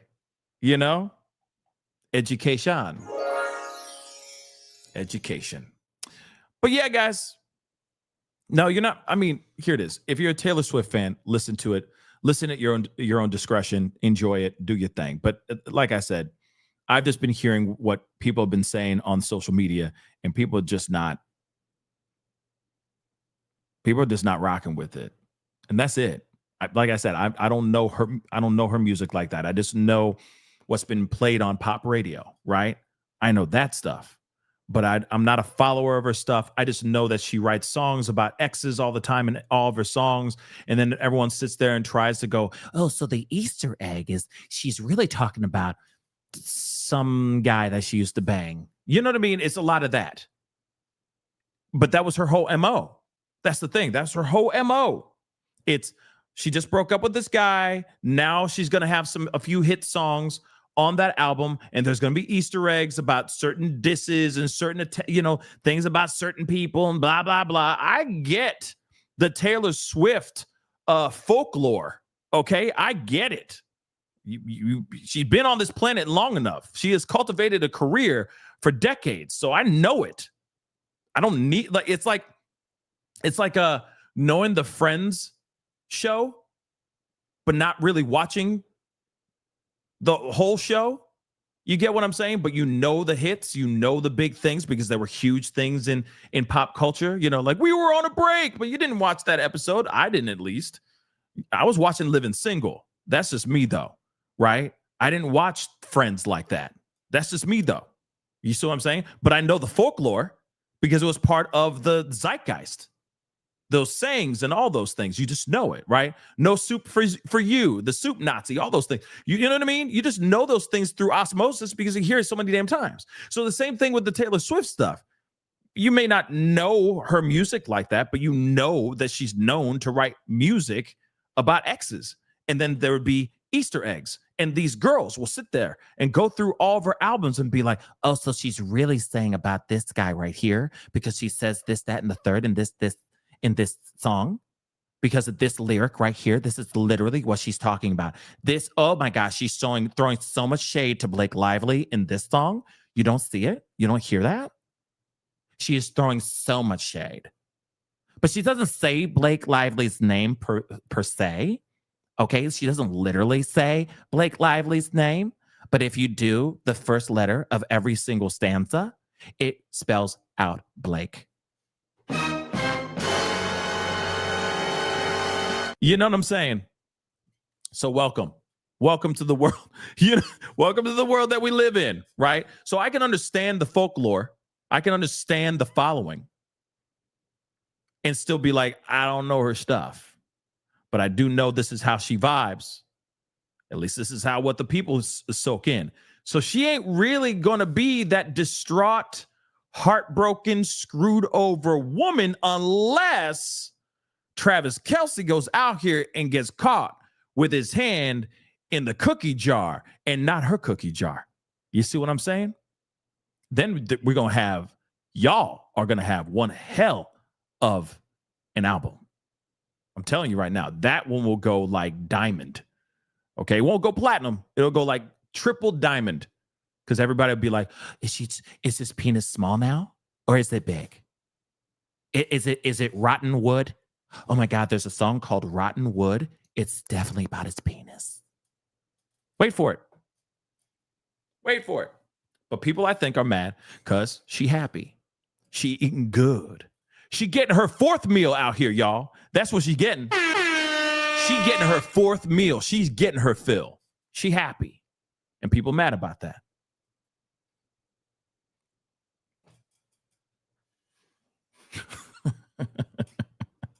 I can't believe we just talked about Taylor Swift. Oh my God. Well, we had to because everybody's talking about this doggone album. And I'm like, she's happy. Who cares? Let her be happy. Let her be happy. Is the album good? I don't know. I'm not buying it. So I don't care. But again, some of y'all might be eating that up. And some of y'all might think it's trash. I guess I leave it up to all you Swifties out there. But again, like I said, if she took over and did, let's just say she did the halftime show, or if it was anybody else, if it was Megan Thee Stallion, if it was Cardi B, I think still people would lose their minds over it right now. It doesn't matter. Or if they decided to go with somebody who is, I don't know, some country star, not Lee Greenwood. Okay, but I'm saying like an actual popular country artist right now, there would still be backlash because it's like, oh, you picked Morgan Wallen, how dare you? It would just be more and more BS and more pushback about that. Why? Because people have time to be upset about things right now, and everything's polarizing more than it's ever been before, ever. Now, Bad Bunny did something that was dumb for Bad Bunny. He needs to be smarter than that. He knows better, but crazy. We live in some crazy times, y'all. Shabuzi, I mean, he has like 3 songs. You know what I mean? But at the same time, shoot, Bad Bunny has a treasure trove of music and it's all in Espanol. Okay? Para Español, marque dos. Right? That's what I feel like we're going to have, you know? For English, press 1, right? I think that's what's going to happen here. That's how you should start the show. For English, press 1. Para Español, marque dos. That's what it'd be. And you just hear, boop, and then he starts his music. You know what I mean? Suavemente. Besame. That's what he needs to do. Okay? Just start it off just like that. You know? Ay, Chihuahua, indeed. Anyway, guys, that is the show. I appreciate all y'all for being here. It really means a lot. Thank you so much for tuning in, being a part of the conversation. Wouldn't that be funny if he started it off like that? That'd be hilarious. He needs to call me because I got ideas. I got ideas for him. But I'm going to need a translator because I do not speak of the Spanish. I don't speak of the Spanish. But yes, I'm just, I got ideas. So it'll be fun. It'll be fun indeed. Anyway, guys, thank you so much for being here. It really means a lot. We'll be talking here very, very soon. Please do me a favor. Hit that like button down below. Crush it, do what it do. Hit that reaction button if you're watching on other platforms. If you are watching on those other platforms like Facebook, X/Twitter, Instagram, TikTok, Rumble, Twitch, Kick. Make sure you hit that follow button. Follow. Okay? Please and thank you.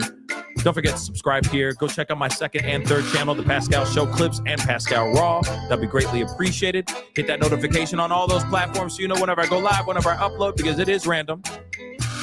Hit that join button down below. Become a member. Check out my Patreon. And, of course, check out PascalMerch.com. Anyway, guys, it is time to get going. Appreciate having the conversation with y'all. And I might be back on very, very soon. So we'll be talking here very soon.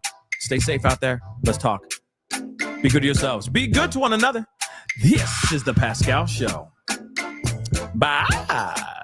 Suavemente.